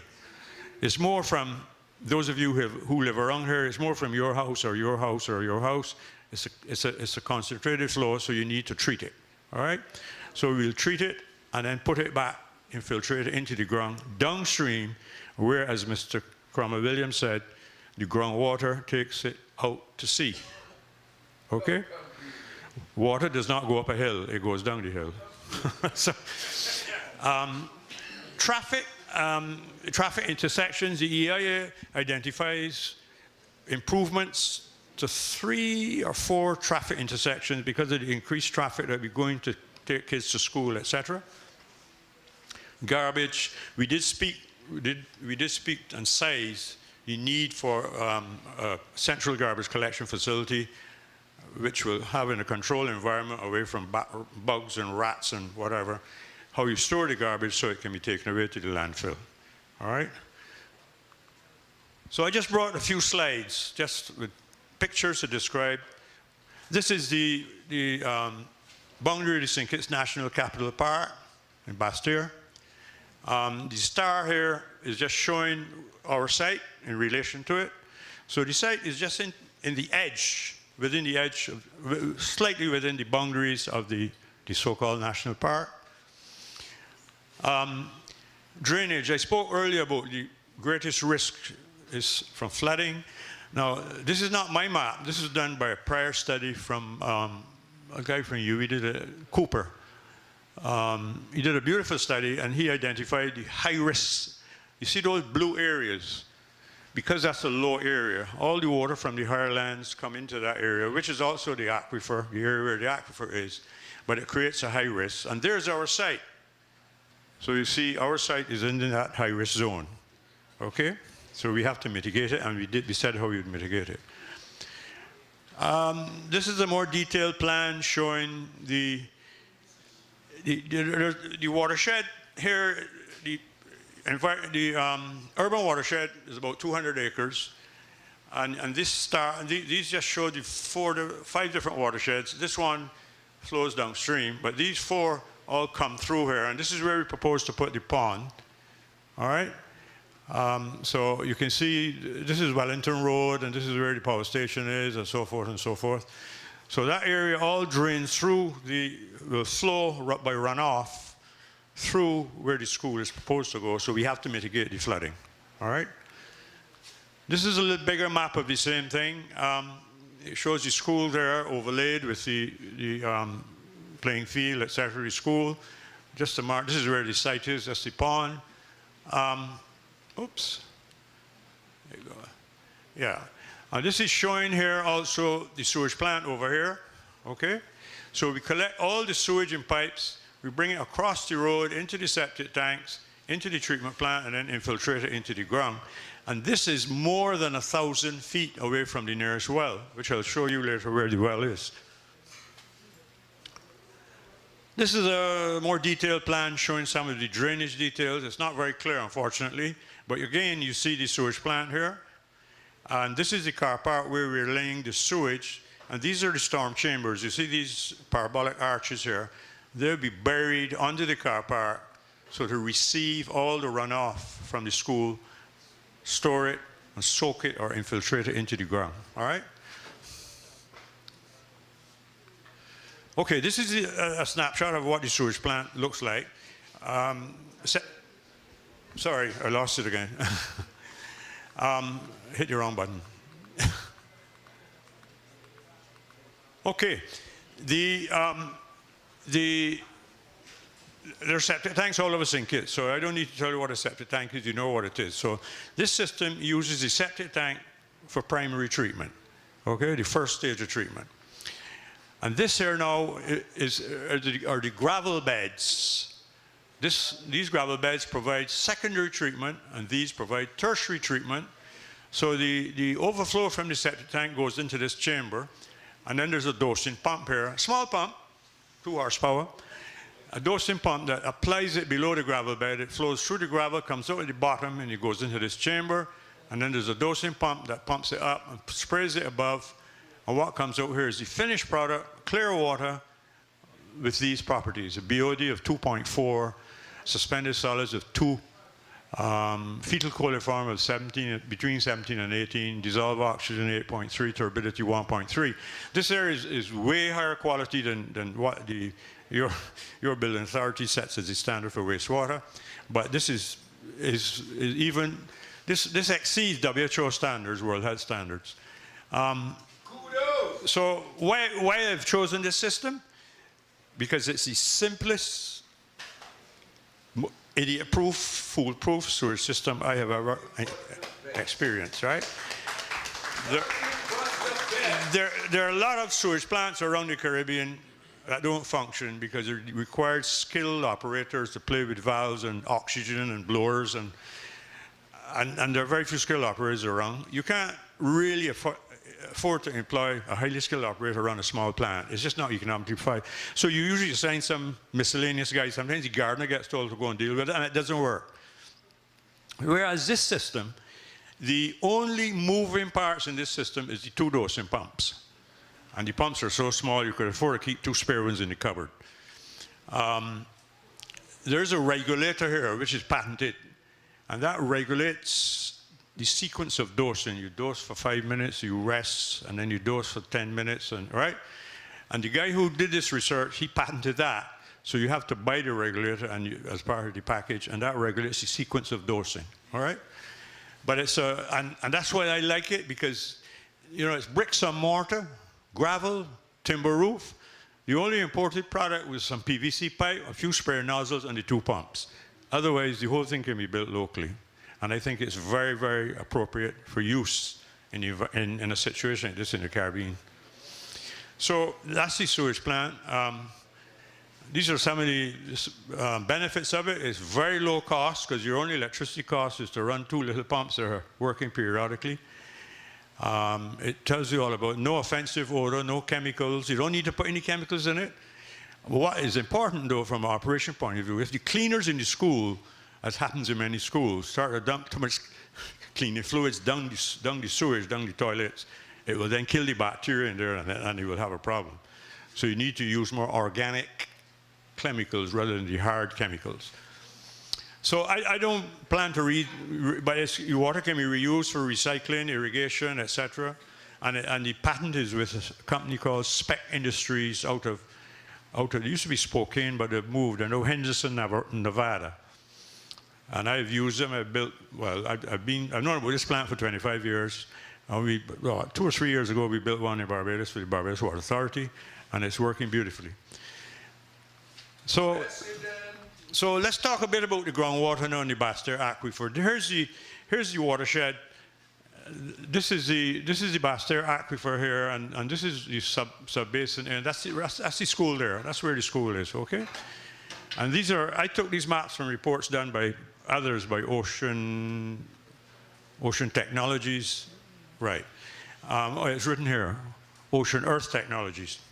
They did a study, and it was all it's there. I mean, I didn't have to read, I just had to read it and evaluate it. So this is the overhead aerial shot of the aquifer, and you can see these are the wells. So this well, 148 or I-48, which is correct, I'm not sure, but it's what I call it. It's written, it looks like I-48. That is 1,000 feet from the upstream, not downstream, of the school. Right? And we will inject our sewage after we treat it here. Okay, what I want to point out to you here, that there's an urban ribbon. You see these people here? Look, everybody living around the aquifer are in fact putting pollutants, organic pollutants, into the aquifer. Have been doing so for many years. All right? These are houses and small businesses and offices, and, you know, in this corridor. So there are already, you know, not helping, but the difference is they're dispersed, smaller volumes. What we're going to do here, we'll have a population of 1,130 people, so there's a more concentrated flow. So hence the need to treat it properly. But just to say that, I mean, in an ideal world, you would not want this urban ribbon around here to be putting pollutants in the aquifer, but it's happened over time, and that happens in most islands. Development takes place before you could try to regulate it. What else we have now? Okay, this is a picture of the aquifer, a section through the aquifer. You see, this is the well we were talking about, and you see, these are the screens here. They're showing here they're 40 feet below ground level. And this is showing you the salt water as it comes in, and this is the freshwater lens floating on the seawater. And what this slide is showing, that if you pump the water level here down by 1 foot, this is where, that dotted line is where the seawater will rise to if you take off 1 foot of fresh water. So the sea is going to come, the salt water is going to come up. It's what we call it's a freshwater lens floating on the more dense seawater. So these are the wells in the BASSETTERRE, and our school is way down here somewhere, all right? And so there's a hydraulic gradient here, and it's going down gradient towards the sea. So it's not, whatever we put in the ground is highly treated, but it's not possible for it to flow uphill. Water doesn't go up a hill, it goes down a hill. So this is a slide that tells you what we did with the traffic. There are 8 intersections there. We brought in some of our traffic engineers from Canada. One guy came in actually, and he spent a week here, and he did a complete traffic survey of all the intersections and did a report, quite a big report actually. It's in the EIA. And he, as a result of that, he's recommended improvements, upgrades to some of these intersections. That's the school there. So clearly you need to improve this intersection and this intersection, because this is where the traffic going into school, right? And he's also recommended improvements to this intersection. And he recommended improvements that need to be done in the short term by 2021, and then by 2030 or something, other improvements to be done. I'm simplifying it. There are much more details there about pedestrian improvements, the sidewalks, et cetera, but it's all in the EIA. Now, I attempted here to provide a summary of all of the, not all, but most of the main potential impacts, and they rated them as minor, no impact or whatever, and did recommendations on them. You can't really see it, but suffice to say that the first 3 speaks about stormwater. We also spoke about the handling of chemical waste in the schools. It's very important. What the EIA says is that the proper management of chemical waste in school has to start in the school with the teachers and the students. There's a common misconception that you just throw everything down the drain, don't worry about it, somebody will figure it out. Well, if you start throwing acids and oxides and other chemicals down the drain, it has upset everything. But we have dealt with that, about the protocol that needs to be developed in the school, how you isolate the chemicals, you store them. If they have expired, there's a space you keep them to store them, and they have to be disposed of off-island in a special way because it will need incineration and various things. So there's a whole protocol to be followed on chemicals. And recent experiences in Barbados, we have learned that many of our schools don't have those protocols. I know of 3 schools where there were problems with chemicals, and when we went and checked, they're not being properly stored. There's things that have been expired, went there for 20 years in a cupboard. The bottles broke, they're run out, everything mixed up, you know. So you need to have a proper protocol, and it has to start with the teachers in the school explaining to the students there's a right way to do it, all right? So that was on the chemical waste. And then there's some others here. I'm reading myself, it's a bit small. The storage of chemicals, solid waste collection. We recommended that we build a room on the enclosed room on the west side of the property. I think it's 28 feet by 20 feet, so that it can be screened, and you know, so that the bugs and the birds and everything don't get in there. Maybe the monkeys might try to get, well, you don't have monkeys here. We do in Barbados, sorry. So it has to be done in a controlled manner. Aesthetics, I think the courtyard in aesthetic context, it is a beautiful landscape plan which you've seen, and the courtyard is a very nice feature. It creates a special environment for the kids at break time, etc., to socialize. Infrastructure deficiencies. Oh, yeah, the EIA did speak to infrastructure, the upgrade of certain infrastructure outside of the boundary of the school, like the pond, right? And the pond will have an overflow structure, and we'll have a pipe to take it down to discharge in the canal going down to the beach and so forth. So that's what I refer to as infrastructure upgrades required beyond the boundaries or the confines of the school itself. So it's infrastructure upgrades that got to be done, like road intersections that got to be improved and so forth. And I think that's it. Thank you for participating, and if you have any questions, we'd be glad to have you.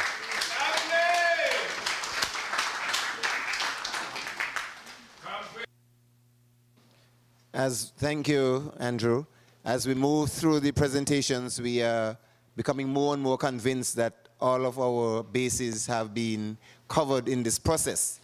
This is not a gamble. This wasn't just done overnight. Years of work, obviously, have gone into this process. At this point, we're going to have our next presentation, and we are going to ask Ian and Anthony to make the presentation. Please welcome them.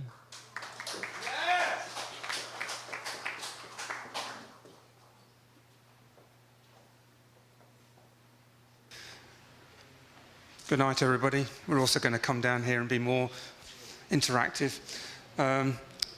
My name's Ian Rogers. I'm the project manager on this, working with Innertech. This is Mr. Anthony De Silva, who's the chairman of Innertech. We've been working on this for some considerable time in terms of looking at the detail of this. And we'll talk about it a little bit later, but we have found this a very detailed and in-depth process to go through this. I've got a lot of international experience. I've done a lot of schools, and I think I can honestly say that this is probably one of the most in-depth processes I've ever been through. Do you want to add to that? Good night, everyone. So, as Ian said, I'm Anthony De Silva. I'm the chairman of Innertech. Innertech is a family-owned construction company out of Barbados. We've been in operation since 1991. We have a strong emphasis on schools. We operate in Barbados, in St. Kitts, in St. Lucia, in St. Vincent and the Grenadines, and soon to be Dominica and Grenada. And as Ian has said, we've been involved in this project since 2015, and I can say without a shadow of a doubt that this process here in St. Kitts has been the most rigorous undertaken for an approval process that I have seen since I've been involved in construction in 1991, 1992. And we've been involved in some very comprehensive major projects for difficult projects in the water industry, in education. But it's heartening to see, and we welcome the opportunity. We've learned a lot. It's been a very collaborative approach. The government of St. Kitts and Nevis has obviously, with the legislation, set out how it intends to mandate proper development, and that's exactly what's happened here on this project. It has been, as I said, a rigorous process. We've enjoyed it. It has been scientific based all the way through. Thank you. We have, and the government has mandated that we get the best. And that's what we've done.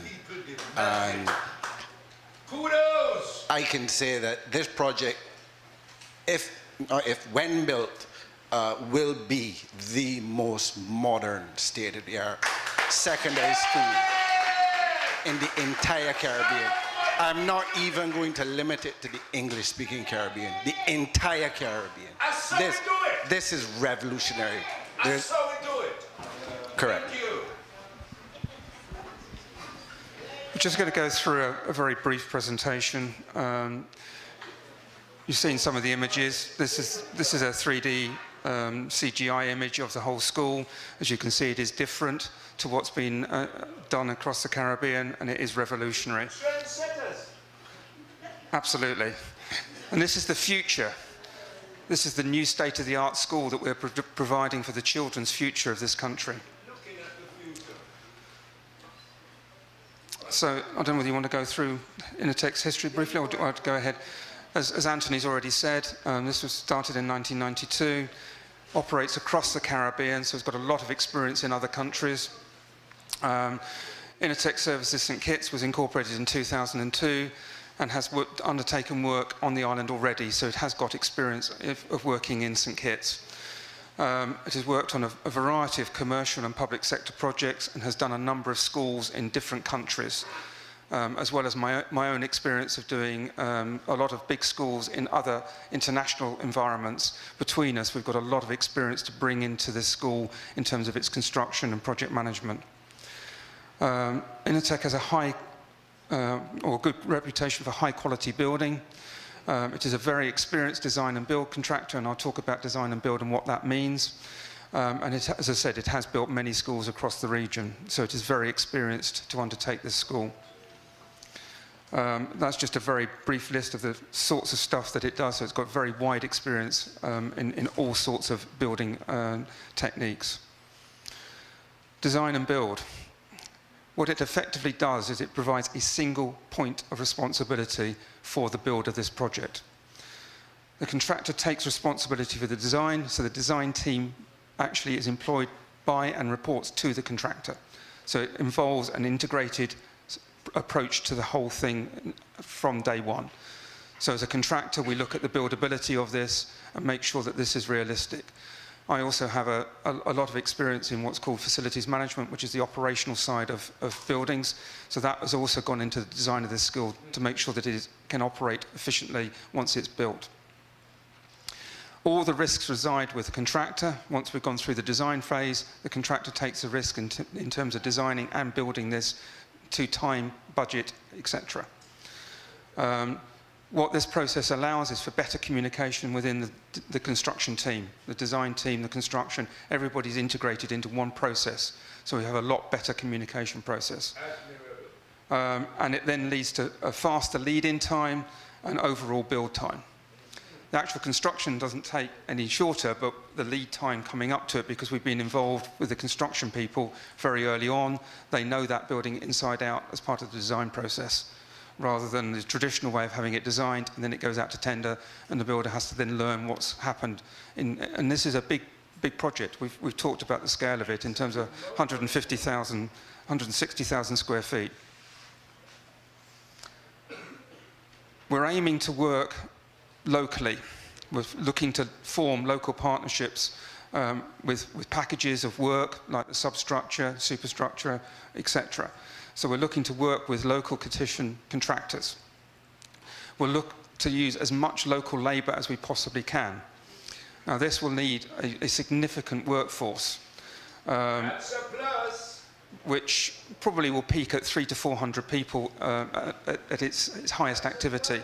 So we may have to bring workers in from the region if they're not available on the island, but the priority is to make sure the workers on island have the first ability to work on this project. We will only import materials that are not available here.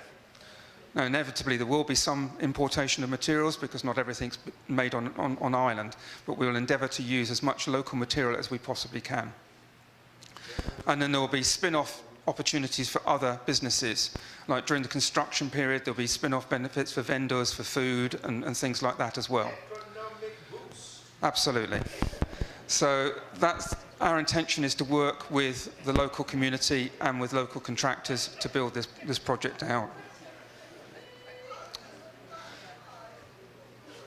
I think we've covered the content of this building admirably already, so I won't take any more of your time on that.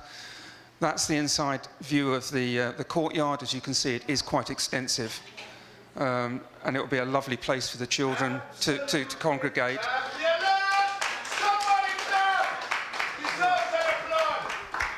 I just want to add here that if you wanted a cheap way to build a school, this is not it. There are a lot easier and cheaper ways to build a school. If you want to transform education, and you want to put children in a new learning environment, this is it. Not many countries do this. Not many countries do this. We build blocks and pigeon cubicles and we put students in. We don't build this in the Caribbean. This is first world, developed world learning education institution. That's what this is. I mean, to echo that, as I said, I've done a lot of international schools, and this is up with serious international schools that I've worked on in the UK and other countries. This meets those standards and meets that design, and probably beats, totally. So it's a very, very forward-looking, innovative, leading-edge design school. Andrew's gone through the watershed and those drawings already, so I won't take any more time on that. just going through the floor plans, there are 3 levels to this school. Essentially, you've got the south block here, which is the main auditorium, which can hold 1,200 people indoors, which is probably the biggest auditorium on the island. But it is also a multi-purpose hall, so it can be reconfigured for sport, basketball and things like that indoors. This is the beginning of the east block, which is the lower level classrooms, and this is the west block, which will take the administration areas and some of the high-tech labs, science labs, IT labs, and all of that sort of thing. So this is level 2. So now we've got the full scope of the classrooms. This is the upper level of the hall, and this is the second floor of the west block, which is further laboratories, vocational workshops, all of that sort of thing, which wraps around into the north block as well. There's also an auditorium, a separate auditorium as well, I think, for lectures. Yeah, for lectures. The sheer scope is mind-boggling. Yes. Teach. And then the third level is just purely on the classroom blocks, where that goes up to a third level to get the 32 classrooms in. So this just gives you, again, the elevations, which you can see from the model. And this gives you some of the cross sections.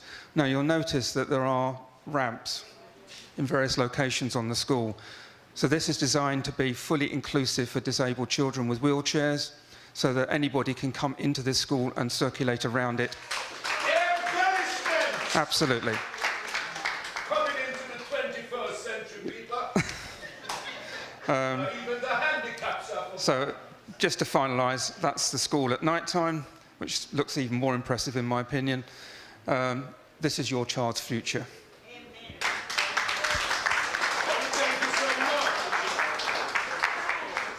So I just wanted to touch on what Andrew talked about earlier about the sewage treatment plant, because like everything else, things tend to get made political in the Caribbean, and I'm just gonna speak to the specifics and the technology. So we had a chance to build this exact same treatment plant in 2015.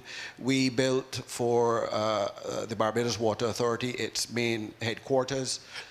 Coincidentally, that is a complex made up of several buildings on approximately the same size site as this, about 13 or 14 acres, 10 acres maybe? Acres, yeah, 80,000 square feet. 80,000 square feet, half the size, and they have about 1,000 employees at the headquarters of the Barbados Water Authority. The Barbados Water Authority chose this technology that we're going to implement here at BASSETTERRE High School for the treatment of the sewage for that building that they have 1,000 students in.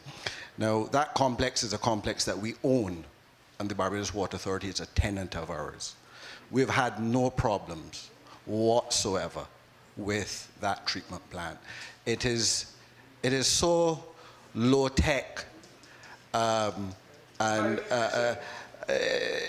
you just lock it and leave it, and it's unbelievable. So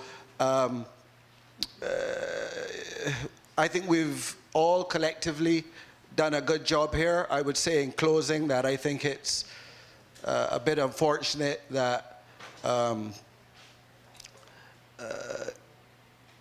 people can easily say groundwater contamination as if that's an established fact, and would seek to negate, obviously, the hard work that's been done since 2015, not only by us, and certainly we're just a small player in that, but by the panel of people you see here. And I can't tell you some of what I've seen here in St. Kitts with the Public Works Department and the experts, we don't see anywhere else in the Caribbean. That's a fact. And this thing about the public's interest not being looked after, I can assure you that the public's interest is looked after by a department called the Public Works Department. And that has been the most rigorous approval process I've been through, Ian has been through, and we're happy to be through it. And we look forward now to just building this school and for the kids of St. Kitts and Nevis to see a transformational environment for education.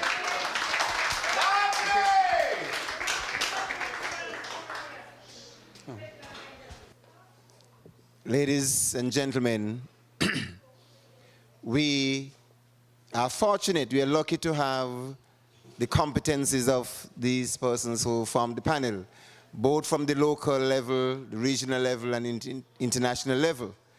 We understand why this school is going to cost us, the taxpayers, $80 million. This is an investment in education. An investment in education is an investment in human capital development. And so we would expect that after we have produced this facility, that our students, our young people, would get the best quality of education anywhere in the world. I would like to acknowledge those government officials, well, ministers who joined us after, Minister Hamilton, Minister Phipps, and Ambassador John L. Powell. This is the time now that we're going to hear from you. I would imagine that there is going to be a microphone, yes, that is passed around. You get the microphone, you indicate that you want to ask a question. We'll take a number of questions and then have the panel respond. I don't know if you want to say your name, that's irrelevant to us. You can just state your comments, your question. The first hand I saw was the one right in the back, in the white shirt, then the gentleman here, and then Laban. Okay, we want you to state your names. Yes, we want you to state your names. Right. So those three, I think it's Mr. Blanchett. Right, okay, so it's the lady right at the back, Mr. Blanchett, and then Laban. In that order. And then Mr. McMahon. And then Mrs. Liebert. Oh, so it's Mr. Clark, I think. Okay, it's Earl. Okay, I didn't pick you out, Mr. Clark. You may proceed. Oh, sorry. He's waiting on Okay, so we can take Mr. Blanchett.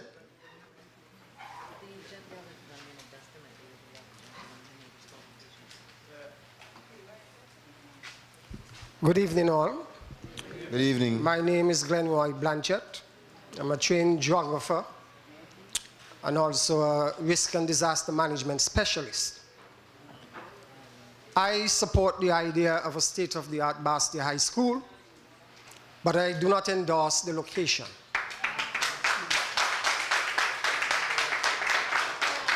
First, I want to address a statement made by the principal for Stantec, because he has led the audience to believe that water only flows uphill.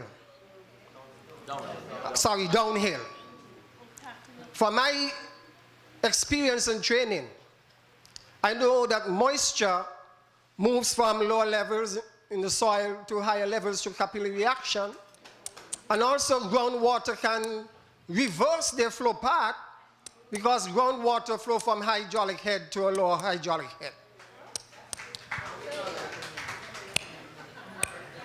The BASSETTERRE Valley Aquifer has seen evidence of saltwater intrusion because the rate of extraction has caused salt water to intrude into the freshwater areas. And there's evidence of that. Now, to move on. I want to ask the panel up there, how confident are you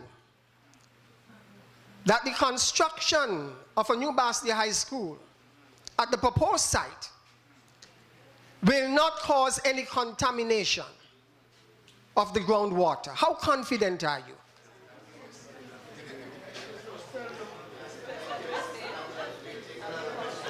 No, I'm waiting for the response. No, we're going to take the questions by rounds.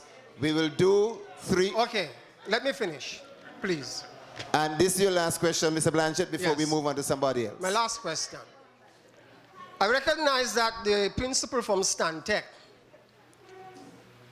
on the EIA that was submitted, has removed himself from his company from any legal liability that may arise if any third party use the EIA. He has removed that, the company has removed itself from any legal liability. Now I have a paper in my hand. I want to challenge the panel. It's a legal liability agreement. We, the undersigned, shall be personally liable for any claims, losses, costs, or damages whatsoever arising out of, resulting from, or related to the construction and occupancy of a new Basseterre High School on the Basseterre Valley Aquifer. You have areas for your name to be signed and dated. How many of you are prepared to sign this legal document? Everyone in here witness to this.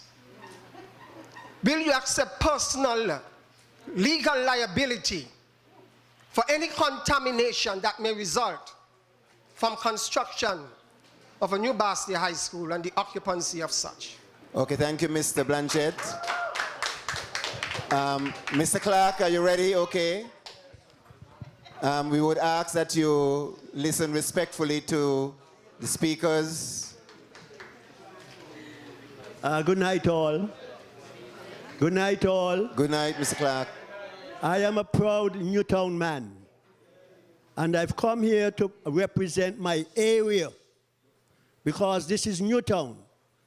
And the only time that Newtown people got recognition is after 1973 when the Newtown football team was formed. Prior to that, nobody respected Newtown. Leroy Pontine and a man named Earl Clark formed the Newtown team, and that brought recognition to Newtown. So I am here to represent my area, Newtown, which I love beyond repair. Now, I would like to ask the two representatives, the two last representatives, if they have ever built a school before on an aquifer. I would like to also ask the government officials why they did not tender for the school instead of just placing the building of the school into the hands of those two people who came here and represented their company. I would also like to ask the panelists, why is it that they have to go through all these things here, building lakes and cutting out this and cutting out that? Why not build it in another place where it is easier to be built? I am not against a new school, but and it is quite strange that the first speaker, he said from Public Works, he said that one of the sites they visited was the same site which was condemned by the Minister of Education. Well, if the site is condemned by the Minister of Education, why the committee had to go and examine it? Why they had to take it into consideration? Who is playing politics now? Who is playing politics? And the Minister of Education, when he was condemning the Basseterre High School, despite the recommendations of scientists who said that nothing is wrong with the school and nothing is wrong with the soil of the school. And what happened? The Minister of Education said that he is erring on the side of caution. Why can't we err on the side of caution with our aquifer? Okay, Mr. Clark. Thank you very much. Thank you. Mr. Lennox Warner.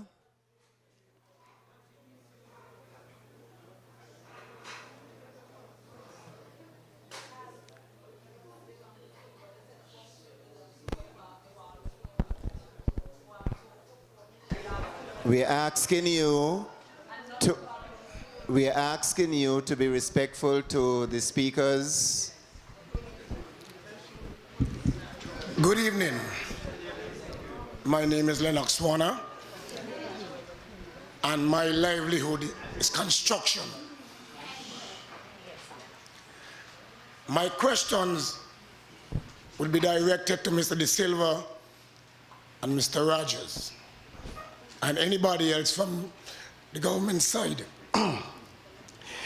Is the contract have already signed between you all and the government?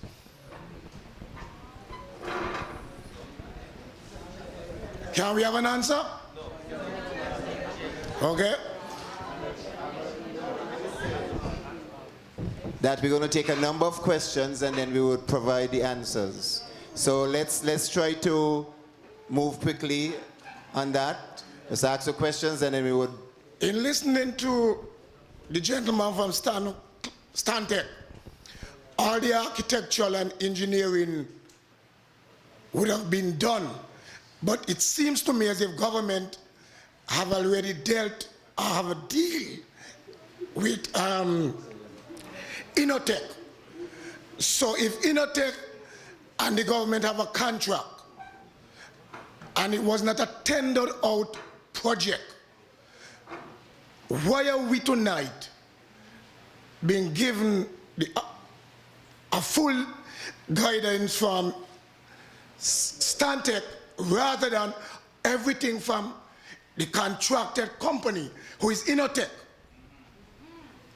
And last but not least, surprisingly, Mr. De Silva and Mr. Rogers spoke of the Water Authority in Barbados building. The building was, you all was contracted for $44 million in a deal. And the payments in the deal by government to you all over 15 years would have cost the government and taxpayers of Barbados $189 million. So is this kind of deal we are getting presently? I believe when I sat tonight and I recognized the order. When I recognize the quality and qualifications of our local people, I am still wondering and baffled. Why is it that some of our local engineers, why some of our architects are still playing second fiddle? Why? It is bothering to me. So much people can boast of their track record.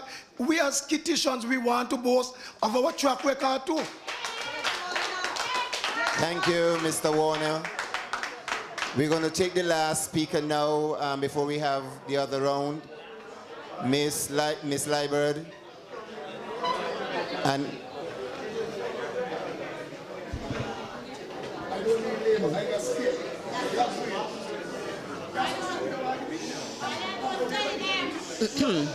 good evening, Mr. Chairman. My name is Willa Liebert. Mr. Chairman, thank you for this opportunity to speak. And I want to first commend the panelists. I feel actually very proud that, that we have such excellent expertise at the local level. So I want to commend and thank you very much. I must also say that I am sure that the children and the young people who will benefit from this, this school would be very happy and excited because of all the different things I see here. But I have a particular question, and I want to sort of preface it a bit. You know, this reminds me of when somebody is about to give birth. You have a baby, everybody is very excited. Now that we have a sort of affluent society, you find that we have baby showers. We don't know yet whether the baby would be healthy or not, but we have the baby showers and everybody who and ah. Then the baby is born, we have a christening, everybody's oohing and eyeing, so we now see. Maybe first year, second year, you have birthdays. Everybody's very excited about it. But as the child grows, sometimes you get the neglect. Nobody now is so, all the novelty has worn off. And it has reminded me of the old BASSETERRE High School. And this is why I want to bring this up. With all the expertise I heard here this evening, and by the way, I have my background in economics and development planning, was once officer in charge of the planning unit. And I must also say that referring to Mr. Williams, I recall he made reference to Dr. Joe Christmas, and you're working with him. But Dr. Joseph Christmas was very concerned about building on that aquifer. And he said to me once that he had spoken to the government of the day and said, legislate so that you do not build. So I don't know, somewhere along the line, I'm sure he would have said the same thing to you. But let me jump to the point and then ask a question. And that is, with all the expertise and the type of things I heard here, the soil testing and the sewage and whatever, why can't we clean up the old BASSETTERRE High School? I'm not talking, yes, and I'm not talking about, at this point, building on it. I'm talking about why have we kept a site like that in such a decrepit, dirty, environmental hazardous condition to the residents around there, when we want to now highlight this. We need to first do things first, or at least do it simultaneously. So please, my question is, please try to clean up the old BASSETTERRE High School with the PEP, the PAP, all those other people there. Clean it up first, please. Thank you. At this point, we're going to take some of the panelists to respond to those first set of questions.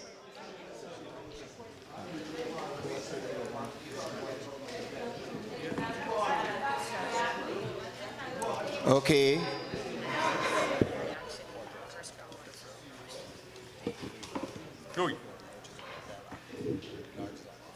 Can you hear me? Yeah, okay. I'll respond to Mr. Glenroy Blanchett. You said you didn't like the location. Okay, I understand that. I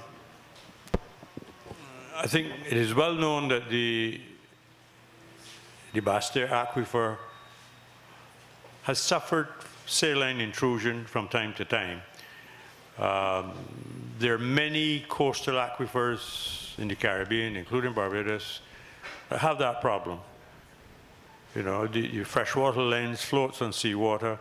Seawater is 1/40th more dense than freshwater. So it supports the freshwater. But in times of low rainfall, when the freshwater lens get thin, if you don't reduce the pumping rate, you're going to get seawater. And that's a fact. And that's still the case. But the only way you can deal with that is by managing the well and the rate of pumping. So in terms of your comments about the legal, I think you've taken it out of context. The page here simply says, and I'll read it, the intent of what's written here, if we provide a report, advice to a client, that advice is intended for the use of that client. All this is saying is that if a third party chooses to take this report and run and do it, we're not responsible. That's all it says. Read it carefully.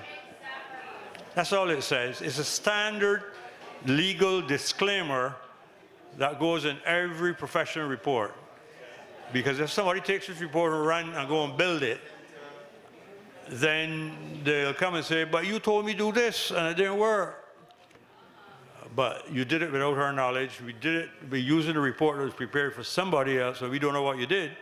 So this is a standard legal disclaimer. This does not mean that we don't take liability for what we do, quite the contrary. I mean, Stantec is a reputable consulting firm. We have significant professional indemnity insurance, and we stand by what we do. Thank you. All right. Thank you. We're going to, who's going to take the question on the recognition posed by Mr. Clark,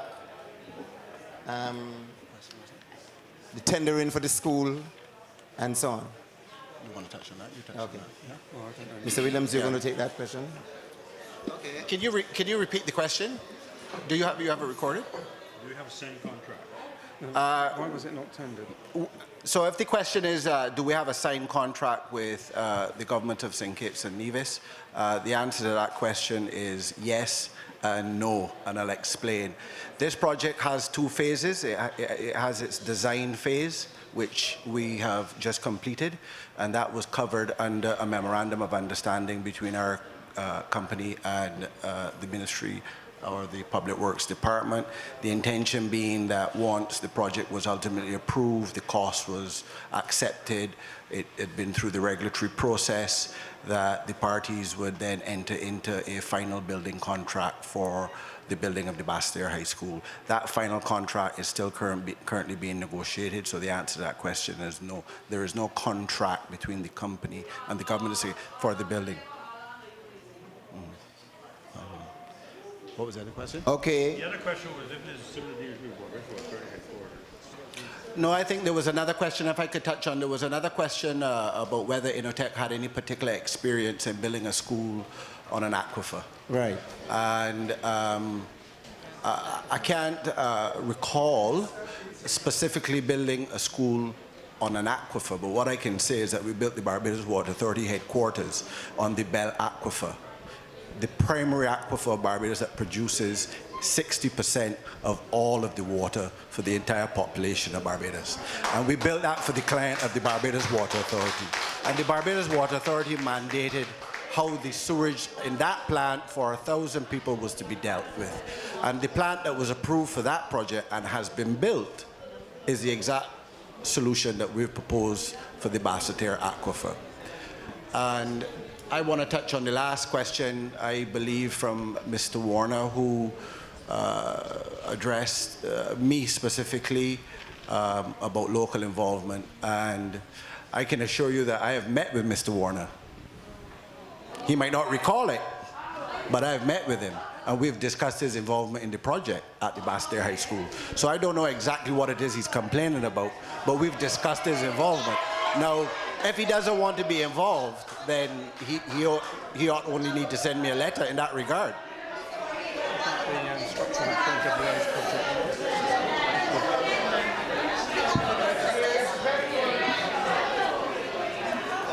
Okay.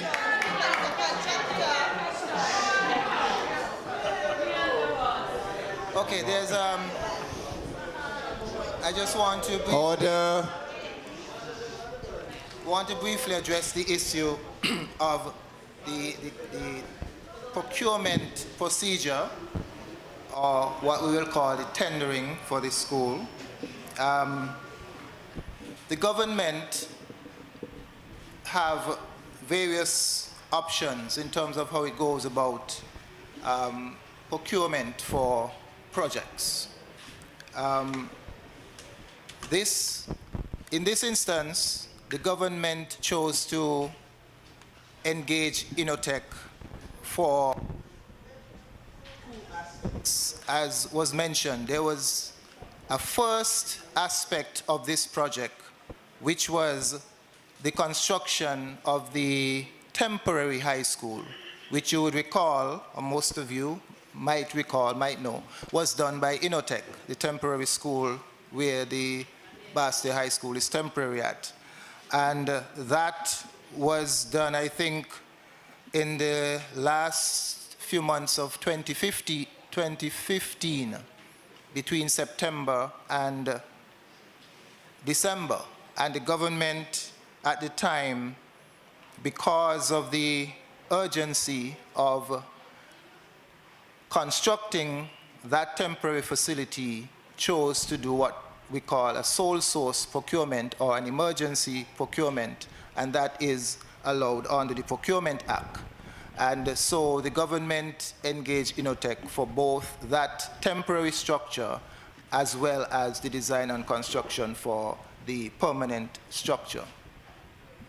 So we are now moving through the stages in terms of the procurement for the permanent school.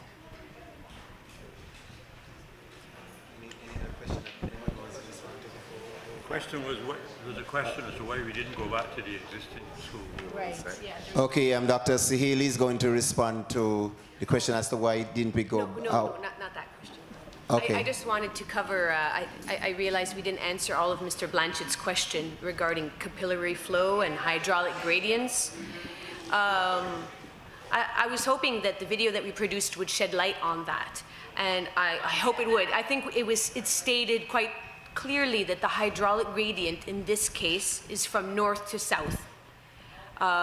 Cannot be reversed in this case. Now there are other cases in other places that maybe not an island nation where you can have groundwater flow in different directions, but in this particular case of the Basseterre Valley watershed, because of the topography and because of the geology, the hydraulic gradient is from north to south. Now when you speak of capillary action, you're talking about very, very small, you're talking about within a soil column. If you imagine like a square piece of soil, you're talking about how water might climb through some of the pore spaces.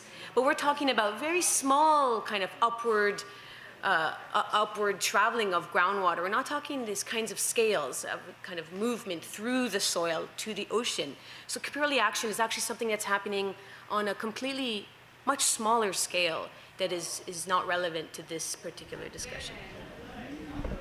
Okay, we're going to move on with another round of questions. We didn't answer the question at the old site. Nobody answered the question at the old site.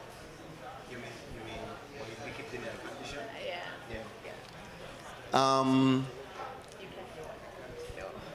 Mrs. Liebert, we recognize that we haven't responded to why we have why the old school is in that condition. That is of great concern to the Ministry of Education. It is a matter that will be addressed. Okay? We're starting the next round with Mr. McMahon.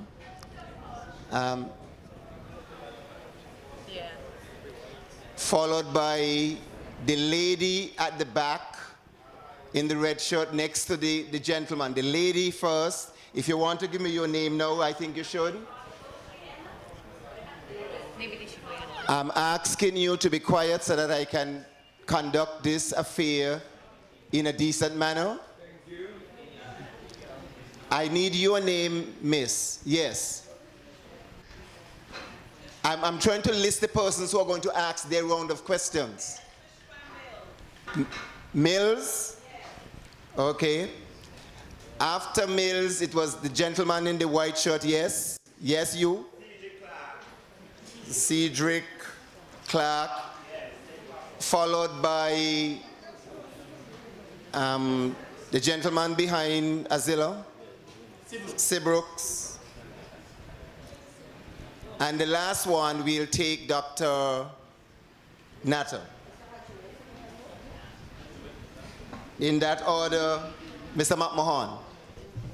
Okay. Thank you, Mr. Moderator. And I too would like to congratulate the panelists on pretty comprehensive presentations, all of them. Yes, and this is, what I'm about to say is not intended in any way to try to discredit or anything like that, right? I just wanted to ask questions. To be quite honest, I thought the forum was about asking questions to be made a little wiser, okay? Like Mr. Blanchett, actually, I did peruse the EIA, and by the way, I think it was too much of the cat before the horse. That should have been presented much earlier instead of a few days. I know it was said that it was available and nobody went to ask for it, but it should have been made available before publicly, okay? And one of the things that struck me, first off, like it did Mr. Blanchett apparently, was the disclaimer. Yes, I know it was said that it's standard operating procedure, but it made me uncomfortable. You're supposed to stand by what you believe in. You're supposed to, if you do something, right? it was said here in the disclaimer, you cannot verify things that you, I guess, used from other experts. You did not verify it, right? That was said here. And it was also said in the EIA, and it was also said that you're not responsible for any changes, whether environmental or otherwise, that may have been made. It made me uncomfortable, but be that as it may, right? I'm a believer in science too, right? But I have a very healthy skepticism of engineers because they tend to be very macho people, you know, very confident, some may say overconfident, and that is why planes crash and ferries overturn and bridges collapse. So we should ask the hard questions. Okay? Yes, okay, yeah. I would like to ask, is no impact synonymous with no risk? Because if there were other less risky alternatives, my question would be, why not choose the less risky alternative? That's one question. Okay? Just two? Okay, no problem. Other persons have to ask questions. All right. I would imagine in a panel like this, star-studded, there would have been concerns expressed. I would like to know what those concerns were. Yes, I know you may all be on the same page now, but what those concerns were and why it was decided to basically overrule them, okay? And if you could just squeeze in one more, okay? Much has been made of the buildings that are there already. Does anybody know the threshold for contamination, right? The aquifer and the well field is not contaminated until it is, right? Do we know? We don't, as far as I know.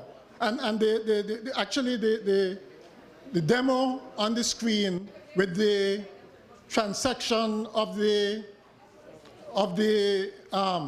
well field indicates that the well field is considerably lower than where the school is going to be. If you look at the contours, actually, there's not much difference.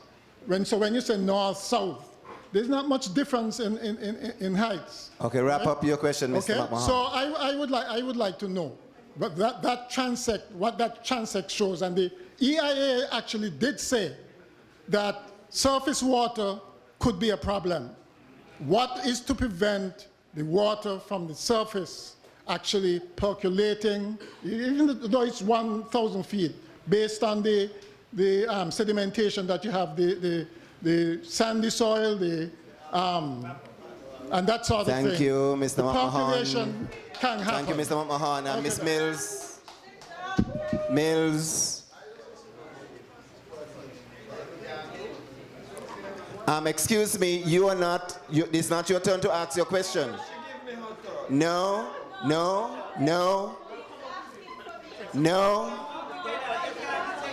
Cedric Clark.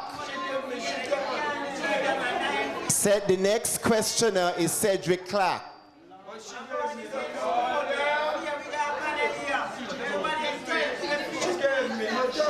You do not have the floor. Okay, you don't have the floor. Cedric Clark.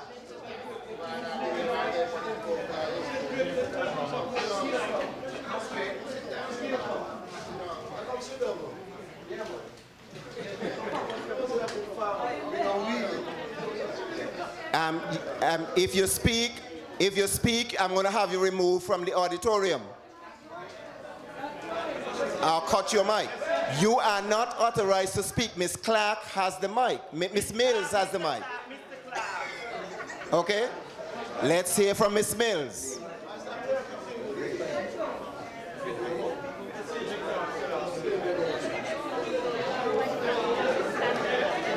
It's about time that you get started. We have a lot of persons waiting to ask questions. Good night. Mr. Hodge, I would like an apology because my name is Mr. Clark, not Mrs. Clark. Oh, please, Mr. Clark, just ask the question. Anyways, the EIA is now available, although it wasn't properly made by the government, public by the government. My understanding is that it was Inotech who hired Stantec to do the EIA. Why wasn't Stantec hired by the government? Inotech is already awarded a contract for the school. So how can they be the same ones to hire Stantec to do the EIA? You cannot you cannot put rat to mind cheese. So my question is why? Why was the contract done between Inotech and Stantec and not between the government and Stantec? I'm a Labour. Thank you. Mr. Seabrooks. Order. Order. Mr. Seabrooks. Yes, good night. Sean Seabrooks. I happened to have the opportunity to look at some sections of the EIA, and I somewhat question the rationale behind not having it available earlier. I know it was said that it was made available, but the thing is, when you're seeking a vote, you seek out the people. So if you're going to look for information, or if you're going to provide information, you probably should make an effort to make that information available. But in relation to the piezometers, you indicated that there were 6 boreholes. How important were the statistics from the boreholes? I wanted to know because I recognize from reading the EIA, it indicated that there were 6 boreholes. One had, as a matter of fact, it says it was 5.8 meters below existing ground surface, and that was readable. One was destroyed, and there was no information available from the 4 others. So how important is the information from these boreholes, and what impact does it have? Bearing in mind that it's a dry season and it's used to measure water and etc. And can you also tell me, if I'm not sure if I understood you correctly, Mr. Williams, when you said data was collected, was the last date for collecting data 99, was it last year, or was it 2009? For your thesis. Okay, I misunderstood. Okay, thank you, Mr. Seabrooks. Dr. Nato. Thank you, and good evening to everyone. Good evening.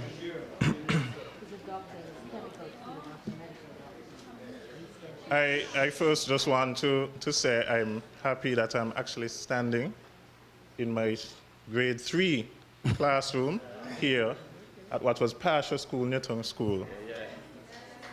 And I live in the area. I read in the EIA that we have to do some drainage along Courts Road. That road is called Maurice Paul Drive. That's the road I lived on and grew up on. So I would like to see that corrected in the next iteration of the EIA. Unfortunately, tonight has been quite long for our town hall. So I am also hoping, and Minister of Education is here and I'm happy to see him, that we have a second round of this, because clearly we will not cover everything this evening. We started 45 minutes late, and then we had 2 hours of presentations from the panelists, and I think that is grossly unfair to persons who have pertinent questions.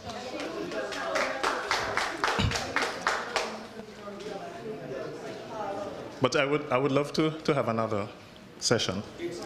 In the, excuse me. You have 2 questions, Thank Dr. you. Nato. Excuse me. I'm being interrupted. On page Roman numeral 3, you talk about the stormwater drainage. And this question maybe goes to the ministry, and I think somebody sort of raised it earlier, but you have to build a 7.5, I realize you didn't say it, a 7.5 acre attenuation pond. From that pond, you also have to have pipes, and you also talk about redoing the pond road drainage, making it deeper and I think wider, and as I pointed out, coming down my road, adding another set of drainage there. You also pointed out that the sewage treatment plant is just south of the school. However, in your diagrams, you only highlight the area where the school is and say this is the school. But with the 7.5 acre, you did highlight the 7.5 acre. The 7.5 acre pond plus the sewage treatment plant, that entire area, to me, regards the complex. So it goes back to the point of, and this goes to Mr. Williams and his team, why, and maybe you can share the matrix with us or the report, I have not seen it, why this site, again, was chosen instead of the either Shadwell, because you didn't really address it, and like I said, it could be in the report, but I would like to see that, where that was done instead. You also, on page 3.4, you talk about a minor wall, again, to mitigate runoff. So you talk about it being in a high flood risk area. Again, adding, to me, to the cost of it. Why do we need to do that? I would like you to also describe for me what is an engineered tile field. You had tile field in quotations. I know about drain fields, but I wasn't sure what a tile field is, so if you can clarify that for me.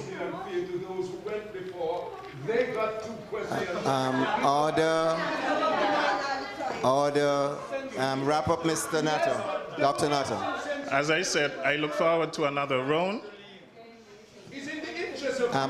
One of the things that the Minister of Education had mentioned is that that persons are going off of emotion, and clearly on both sides, and we have several, maybe many sides of this, we have persons being very emotional. But being emotional and passionate about something doesn't mean that you're wrong, especially when you have facts.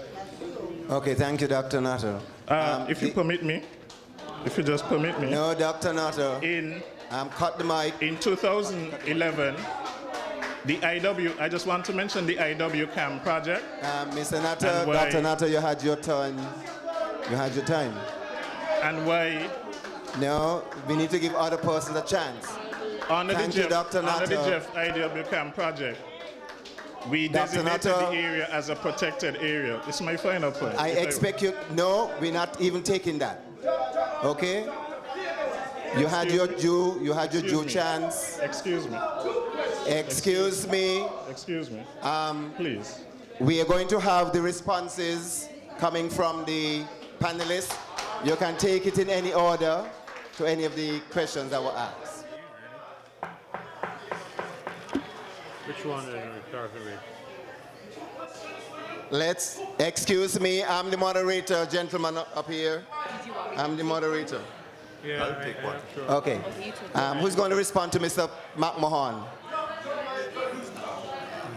I'll respond to a specific question, not Mr. McMahon.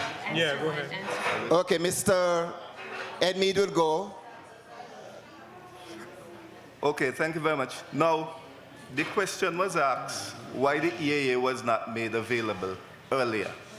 Now, I'm not too sure if you're referring to the aspect where it was made available at different locations, but it has always been available at the Department of Physical Planning, and any inquiries which were made at the department, they were received and arrangements were put in place for people to come.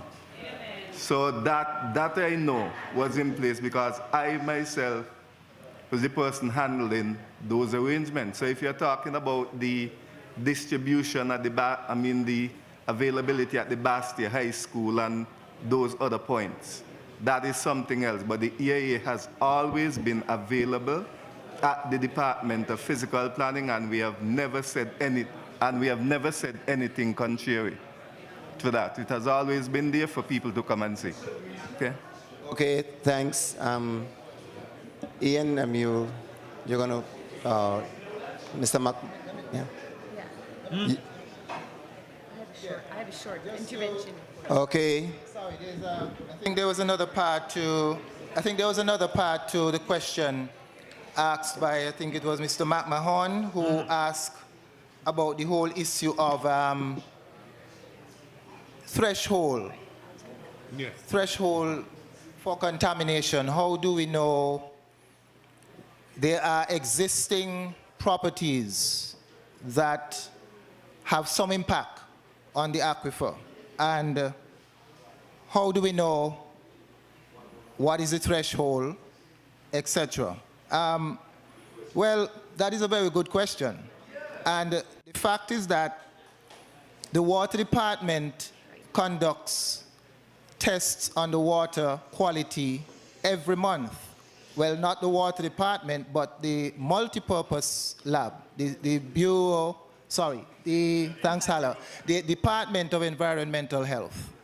But do they use the multipurpose lab? They do use the multipurpose. I think they use the multipurpose lab, but the tests on the water quality are done every month by the Department of Environmental Health. So we monitor the water quality on a monthly basis. The issue that I am putting forward is that the closest well to the proposed site is what we designate well as well 148, and it's approximately 1,000 feet upstream of this school. And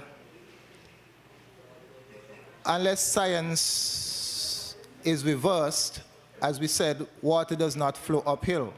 So it is almost impossible for contaminants, should there be, perchance, contaminants at the site of the school finding themselves up 1,000 feet up the hill in well 148. It goes against science. So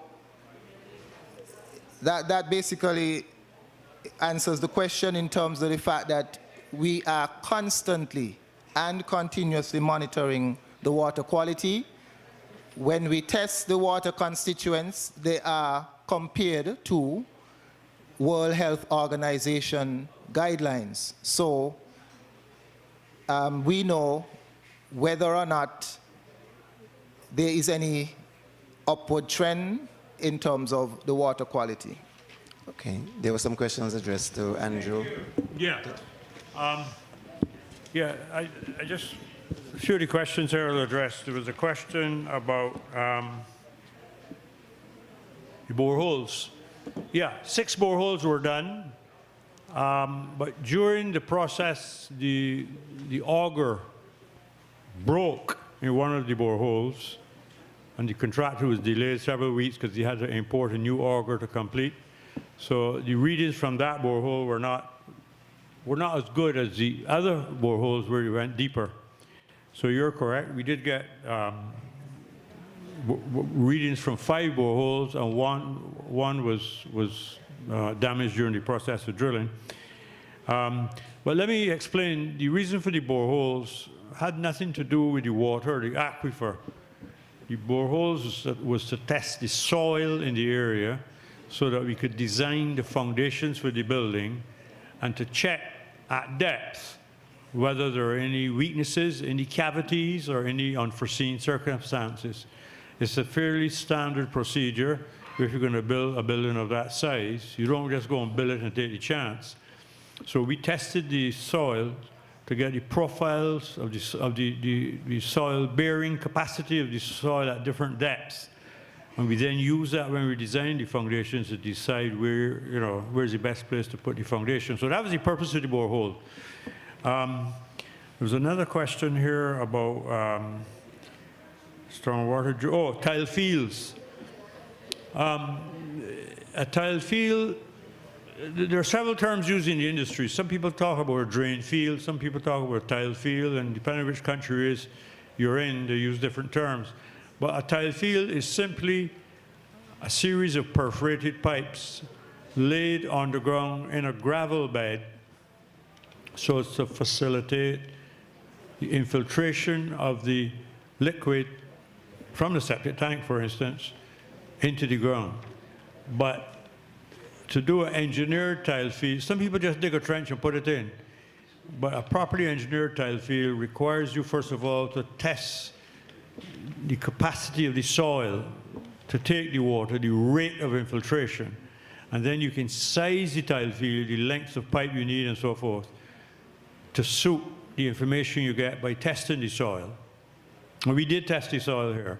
The soil there is very porous, 10 to 12 inches an hour.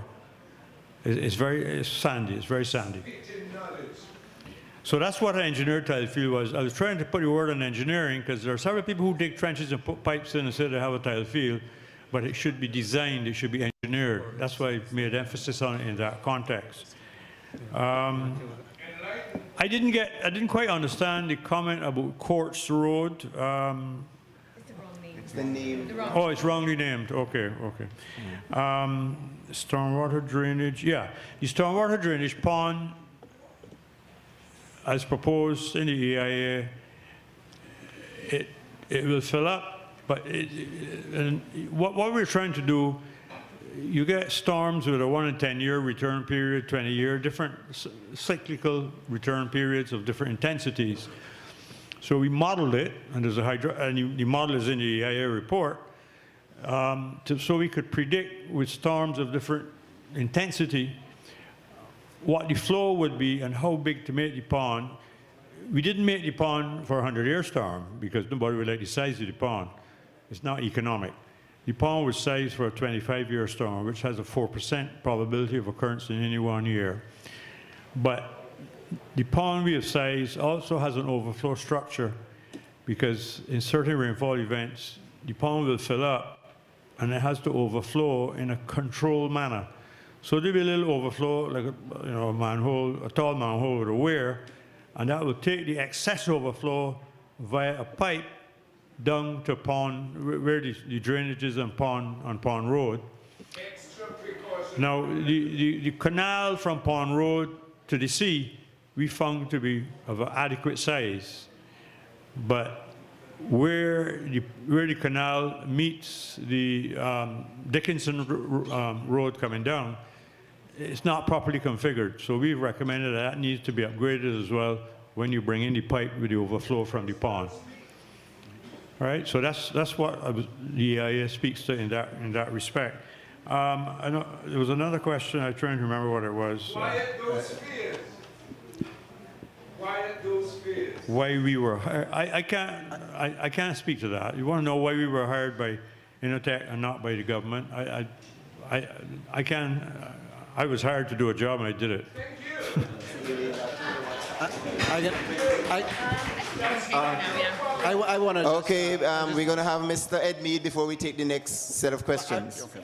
I just want to respond to a question that Mr. McMahon would have raised in terms of what are some of the concerns expressed. And I think he made a comment saying that why were concerns dismissed. That is not the truth. No concerns were dismissed.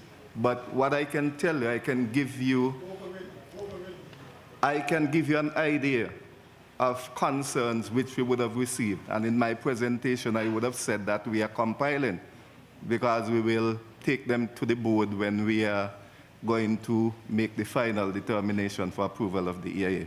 Now, for instance, from the Department of Environment, which is a key reviewer, the EIA, they're saying that this is one of the concerns expressed. As the recommended sewage plan is a new type of system for the Federation, a monitoring program should be established to ensure that the final effluent meet the designated standards and to identify any negative changes in output. They have also said that, and the Department of Environment again, they're recommending that they're saying that a groundwater monitoring program should be instituted, it should be implemented prior to the construction of the school to establish baseline conditions and to monitor for any subsequent changes over time. This monitoring should include monitoring of the water quality in the aquifer on a regular basis. So this is a feel of some of the comments that we would have received, and we are indeed taking them serious, and we will take them on board. Thank you, Mr. Edmead. The gentleman who was trying to talk for the lady a while ago. No, not yet. Just give me your name. Just give me your name. What? You're John Mills, you said? You don't have a name.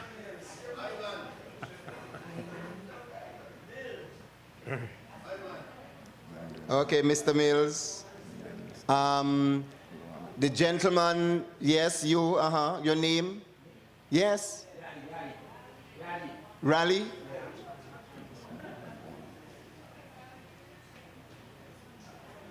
Then Miss Azilla Clark. This gentleman here. Pemberton. That's from Green Valley. Carly Henry Morton. And this gentleman next to Ms. Clark. Mr. Warner? Yeah. Okay, that we have 5 persons. We're going to stop there. Let's take Mr. Mills. We need to listen up. This is going to be our last round of questioning. Yeah, man. You have 2 questions. You cannot mitigate against possibilities.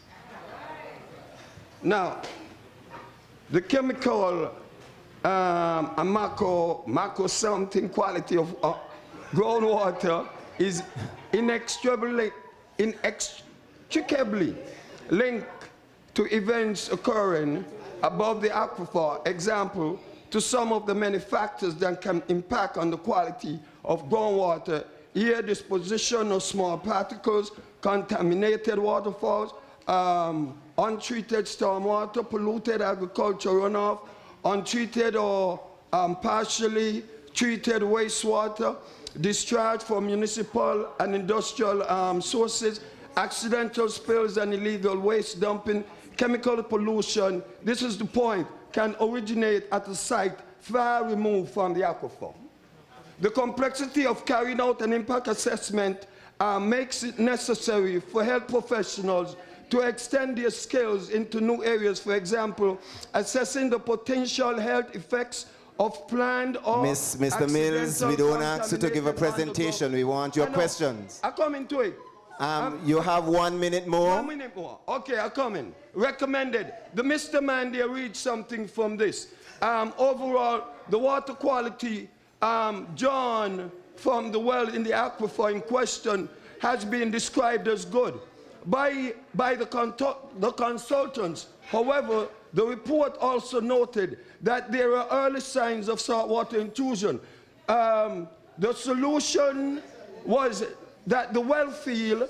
Thank you, Mr. Mills. No, I'm coming to a point. Give me one second. Thank you, Mr. Mills. No. The groundwater potential, listen to me. I'm going to cut your mic. You need to listen to me. You need to Rally, listen. you can come up. Be monitored. Sources should be addressed. It should also be noted that no wells are available. Could you just cut that mic for me, please? Groundwater for potential gasoline or oil. Mr. Mills, I'm going to have you removed if you continue to speak.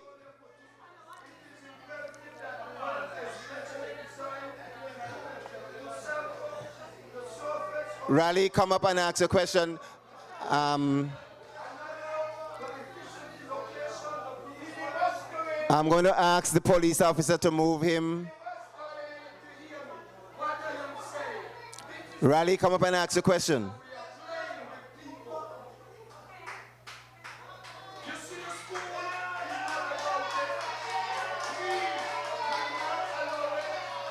Rally, come and ask a question.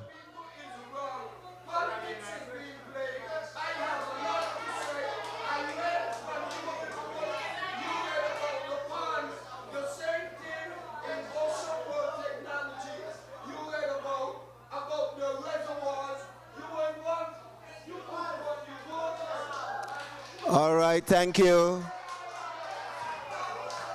Go ahead, Rally. This is Rally. Good evening to everybody. Good evening. I'm from Newton, right? And the school, what I'm going to build, the school, what I'm build over there, we could build over there. Because it's a good site. Because we got the drainage to take the water and carry it to the sea. Right? And then the old school now, they could take the old school now, don't break it down. People say must break it down. I say no, make it a parking lot. So take some of the vehicle off of the road and then make up their parking lot. But to me, in my book, this school could build right over there. Don't want not can't stop the school from building over there. Thank you very much. Thank you very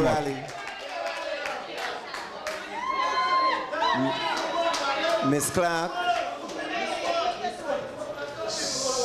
Good night, Azella Clark. In this context, I'm just a humble resident of East Bastia. My two questions.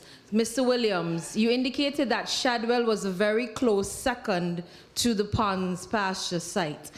For cost and all these absence of mitigating factors, can you expound for us why was that site not given greater credence? Because it would not require all of the mitigations that are being done for Ponds pasture, therefore for cost, might have been more effective. If you can give us a reasoning for that. Secondly, noting what we've been told, or the responses to some of the issues at Bastia High were to pump the septics and having to do with lab control. In your mitigating factors, it speaks to monitoring of your solid waste treatment facility and also the established protocols for the disposal of your chemical waste. Noting the history we observe from Bastia High, who will be responsible for monitoring that these things are done, making the reports public so we can avoid what happened at Bastia High, and thirdly, the maintenance, because you yourself, Mr. Williams, said anything built requires maintenance. Thank you. Thank you, Ms. Clark. Mr. Pemberton.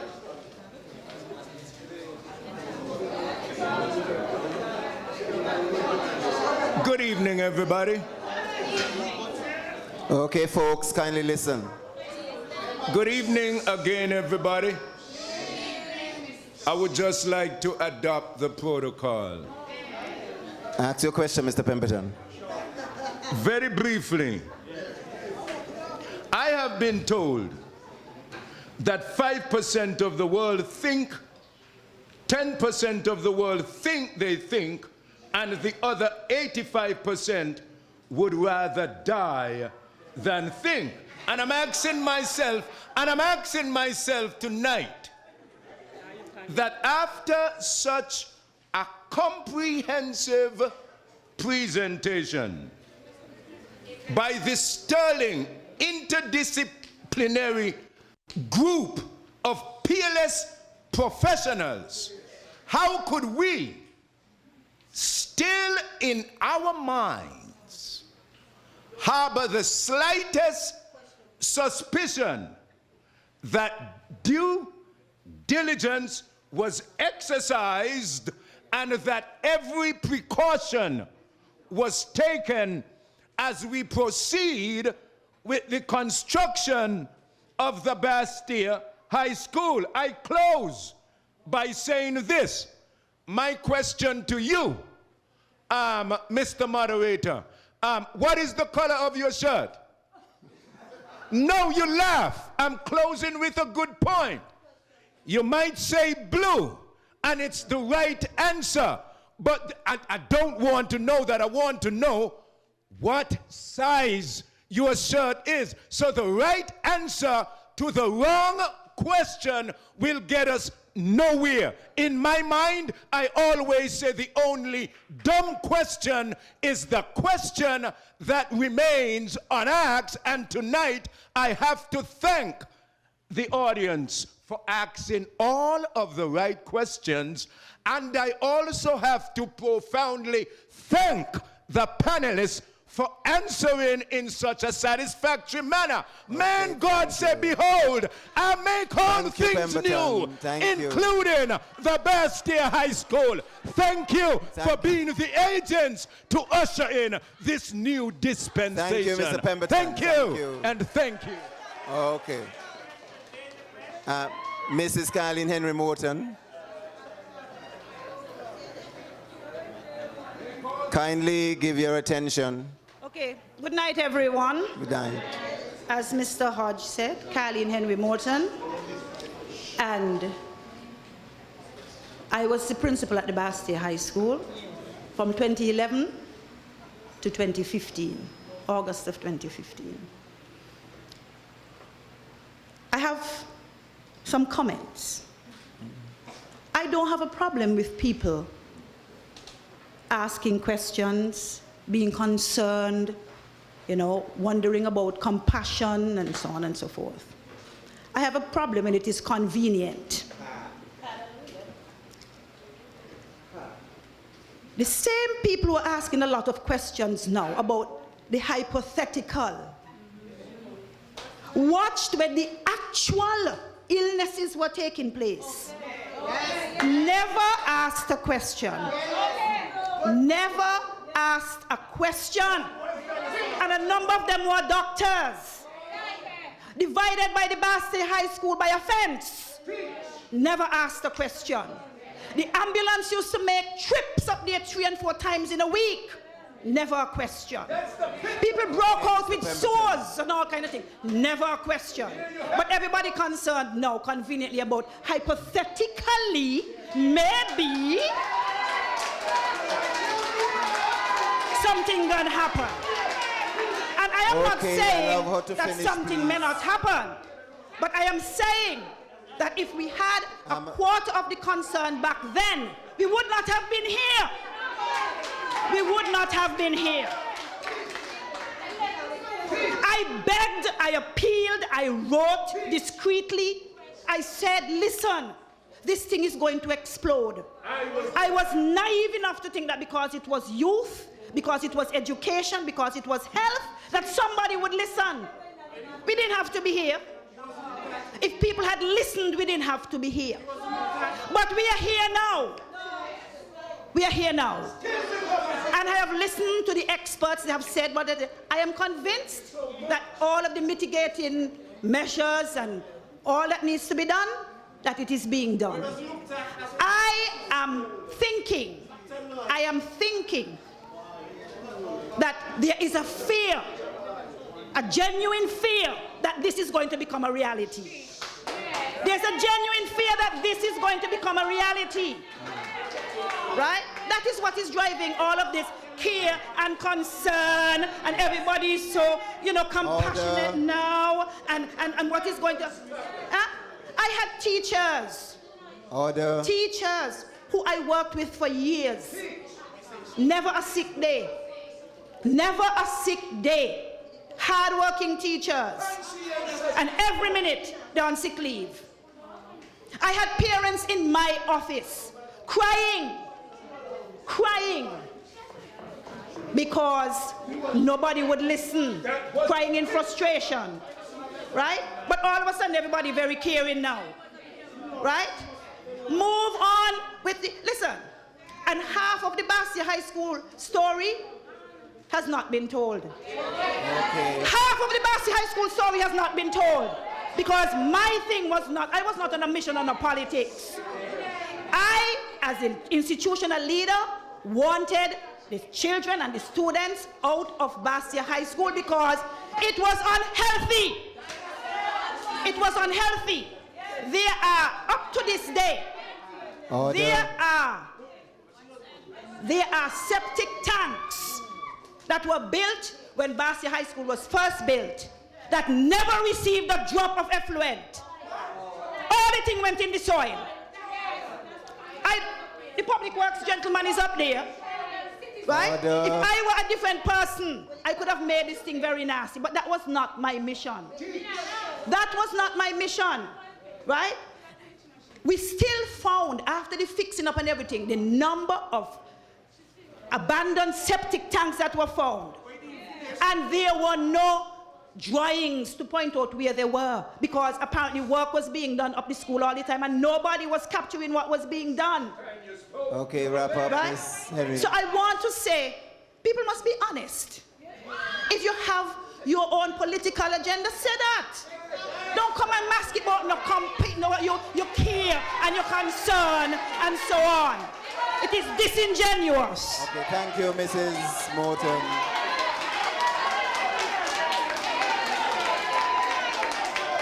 Okay. Okay, Mr. Warner.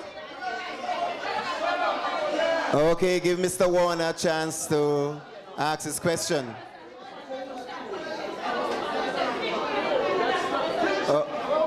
Okay. We're going to take Mr. Warner's question. Dr. Morton, I'm going to give you a bonus question. One. Okay. Go ahead, Mr. Warner. Yes. Good evening. A year ago, we were told that this school was going to cost $40 million. This year, we are told it's going to cost $80 million. All of the upgrades that have been recommended in the AIA and all of the mitigating factors that have to be taken into consideration, are those included in the $80 million? We were told that, we learned recently that the awarding of the contract was using what was loosely called the emergency provisions.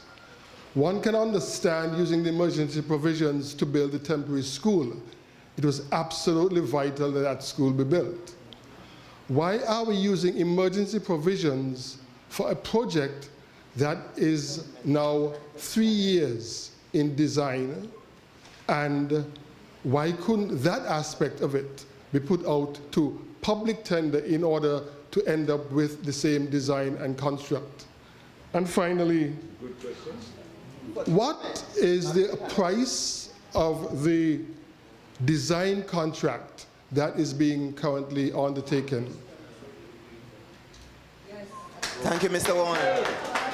Okay, the very final question from Dr. Morton. Hi, good evening. The question is simple. In 2011, the area of the aquifer was designated the BASSETTERRE Valley Aquifer National Park, and it was gazetted in April 21st, 2011. I would just like to know, why was it even made an option to even build a school in a designated national park area? Where on planet Earth do you build something that's going to be a concentrated pollutant on an area that has been designated as environmentally sensitive and thus needing the protection of a national park? I tried to research it and I could not find any case in which an area was designated a national park and that you had a project of this magnitude, of this kind of project being built on it. So I'm just wondering why, when you had the initial thing, why was it even made an option? You said you had 5 options. Why would you put it down on paper? Why would you why? We wouldn't have reached here if you just didn't make it an option. So that's the first thing. The other thing is I'm just concerned about what are the maintenance costs. That's it. Okay, thank you, Dr. Wooten. Okay, we're going to get the panelists to respond. We're going to get the panelists to respond, and then we just wrap up. Okay, who's going to go first? Okay, the Director of Public Works is going to respond. Okay, guys, give us a chance to let's get the responses. Yes, Azila Clark did ask the question. Azila Clark asked the question, why was Shadwell, the site at Shadwell, not given the nod, considering that I mentioned that we had basically narrowed it down to Shadwell and the now site at Ponds Estate. Shadwell Estate, sorry, Shadwell, yes, Shadwell Industrial Site. Let me read what we have here. In terms of pros, we have for Shadwell, the site is adequate. Location is somewhat remote to some of the student population. In terms of the cons, we have mechanics would have to be relocated. In other words, the site was not a virgin site. They were actually it's an industrial area that was already designated. Some persons had already been allotted land there, one or two. A couple of them had already started to put down structures. While it would have been possible, yes, to relocate them, it would have been very costly. And we also mentioned that the slope of the land in that area, while not prohibitive, would involve considerable earthworks to create the level play field, for instance. The feasibility and estimated cost of relocating the present owners, that was to be determined. However, what we did not mention here and came out subsequently was that the site, that area actually was pretty close to the flight path. And so once that came into the mix, that site was more or less not pursued. Thank you, Mr. Williams. Who's going to go next? What about the price of the schools, mitigating factors? You're not taking that one? There's no contrast. You want to think about it? Hi, I'd like to address Dr. Morton's question. Yes. And also, I guess, to a certain extent, Ms. Liebert brought this question up earlier about Dr. Christmas and his vision for the area. You know, we all knew Dr. Christmas. I actually had a chance to meet him in my early years of coming to St. Kitts and working at the Water Services Department, and he had a vision. And we worked very hard to fulfill his vision, which was to declare the sensitive wellfield zone protected. We're not arguing here at all whether this zone is sensitive. It is sensitive, but there are some areas of the whole of the protected area that are more sensitive than others. Had they wanted to put the Basseterre High School, you know, right on Kim Collins Highway, right where all of the wells are, or near to the wells, of course, we would have objected as experts. We would have objected to that. So here we have this corner piece of the protected area. It fit a lot of the other, I mean, I'm sure if Cromwell went through all the various factors that was considered by the site selection committee, it had a lot of benefits. And so maybe generally speaking, you wouldn't build such a structure in a protected area. I think because it was in the least sensitive part of the protected area, it was put out there for consideration. And I think, as we've noted, you know, we've really come together and put our heads together to make sure that we're really paying attention to all of the various potential risks and, you know, mitigating factors. All this to be said, and as Cromwell said in his finishing statements, this doesn't mean now that all of this area is open for development. By all means, of course, it's not. And just because we've chosen to put a school here, it's a good opportunity. It's an opportunity for this school to become like a symbol of environmental stewardship, of sustainability. I think it can be compatible. It can be compatible with what is a protected area. If you look closely at the NCEPA, which is the National Conservation and Environmental Protection Act, it doesn't state that you cannot develop at all protected areas. Order. There are provisions for developing in protected areas. You just have to make sure that you're doing that according to certain guidelines and, you know, just being careful about things. And I have to say that, you know, we're doing the best we can in this particular case. Okay, who's going to take the question from Mr. Warner about the cost and? Okay, any other question coming from Inotech? The price for phase one. Yeah. He did ask the price of phase one. Okay. Yes, there were a few questions related to the procurement aspect of the school. The first phase for the design, including the EIA, I think that contract was approximately $2.6 million US. So the other question that was asked was the other things, improvement in the infrastructure and so on, that would have to be done. Yes, those are not included in in the figure that, the preliminary figure of 80 million that is mentioned. And that figure is not yet a concrete figure. As you may know, the Innotech has not yet submitted their final costing. And so that is a figure, and with estimates, there is a plus or minus. So we will push for a minus. We'll push for it to go down, but that figure is not set as yet. So I think that answers your question. Okay, we're going to wrap up with asking the panelists to just make their final statement in 2 or 3 sentences. We're going to start from... Okay, kindly give your attention. Right, so... after we close, we have some refreshments for those persons who would want to take some with them. So, just so you know. Right. Okay. Right, so thank you everyone for coming out.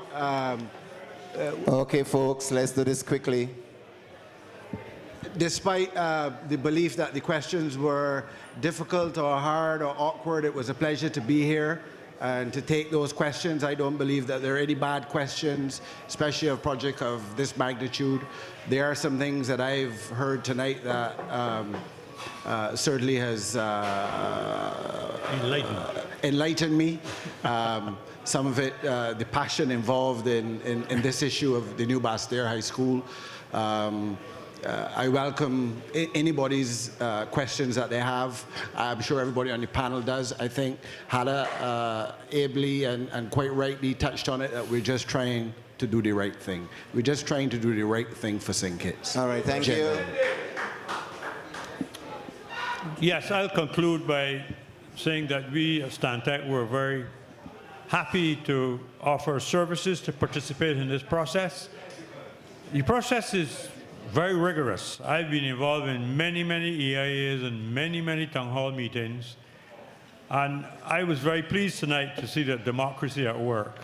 Yes! This is what it's about.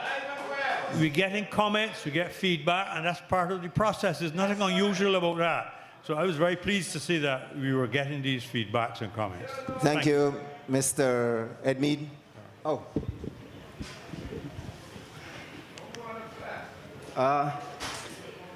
It was quite an interesting event, and I know that we have gleaned a lot. And the comments, both from the review and also coming out of this town hall, we will be taking them on board. And I would like to close by saying that, as I would have said earlier, at this point, we are still on paper. So we have the opportunity to incorporate what is being said to guide us. We are not at the stage of concrete on the ground yet. At that point, it is much more difficult to adjust. So we welcome the comments and we welcome inputs to guide us. Thank you. Thank you, Mr. Edmead. Dr. Saheli. Yes, thank you for this opportunity. I have to restate the fact that I'm really, I'm heartened to know that people care about their water supply. And I've taken this message home. And I think that a message to maybe some of our policymakers is that we need to involve the public more proactively in the whole process. So I'd like to put that forward as a challenge to us in future development projects like this, that we need to be, involved and discussing these things with the public maybe earlier on. I heard this come out a lot. And I don't think, as Mr. Edmead said, this process doesn't necessarily end. If you have additional questions or comments, I think these can be submitted to the panelists or to the Ministry of Education, and your voice can always be heard. Thank you. Thank you. We'll ask the director to make his final statement. I was privileged, as I said, to have served as the manager and water engineer for about 12 years, from 2001 to 2013. That means that while I wore that cap, I was responsible for the water that you consumed, to ensure that it is safe. When I made my presentation, a colleague of mine said, "Good presentation, but you no longer speak for the water department." I am assuring you that he was dead wrong. I still speak for the water department because I'm a trained hydrogeologist. As long as I'm alive, I will protect the water resources of St. Kitts Nevis. Having said that, science must prevail. And let science do its job. Thank you. Ladies and gentlemen, you have been an excellent audience. Very pertinent questions, very pertinent remarks. Thank you so much for coming out. We will let you know when is the next town hall. And as I said, we have some refreshments. Please feel free to take some. A fresh start that begins with you. Come and participate in a national forum on the construction of the new school building. Wednesday, May 29th at the Tucker Clark Primary School. Don't be late. We start 7 p.m. sharp. A panel of experts, engineers, contractors, project managers, and other related officials will be present to discuss this historic project. The mic is open and the ears of the nation are itching to hear your views. Together, we look forward to a better beginning. Yes, our education, our future, the new BASSETTERRE High School.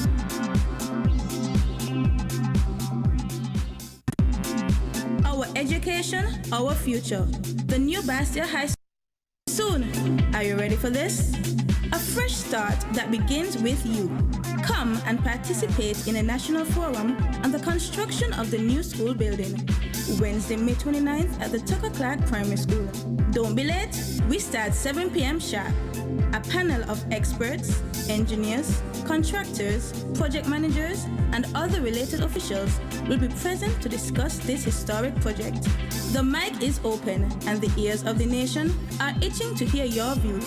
Together, we look forward to a better beginning. Yes, our education, our future, the new BASSETTERRE High School.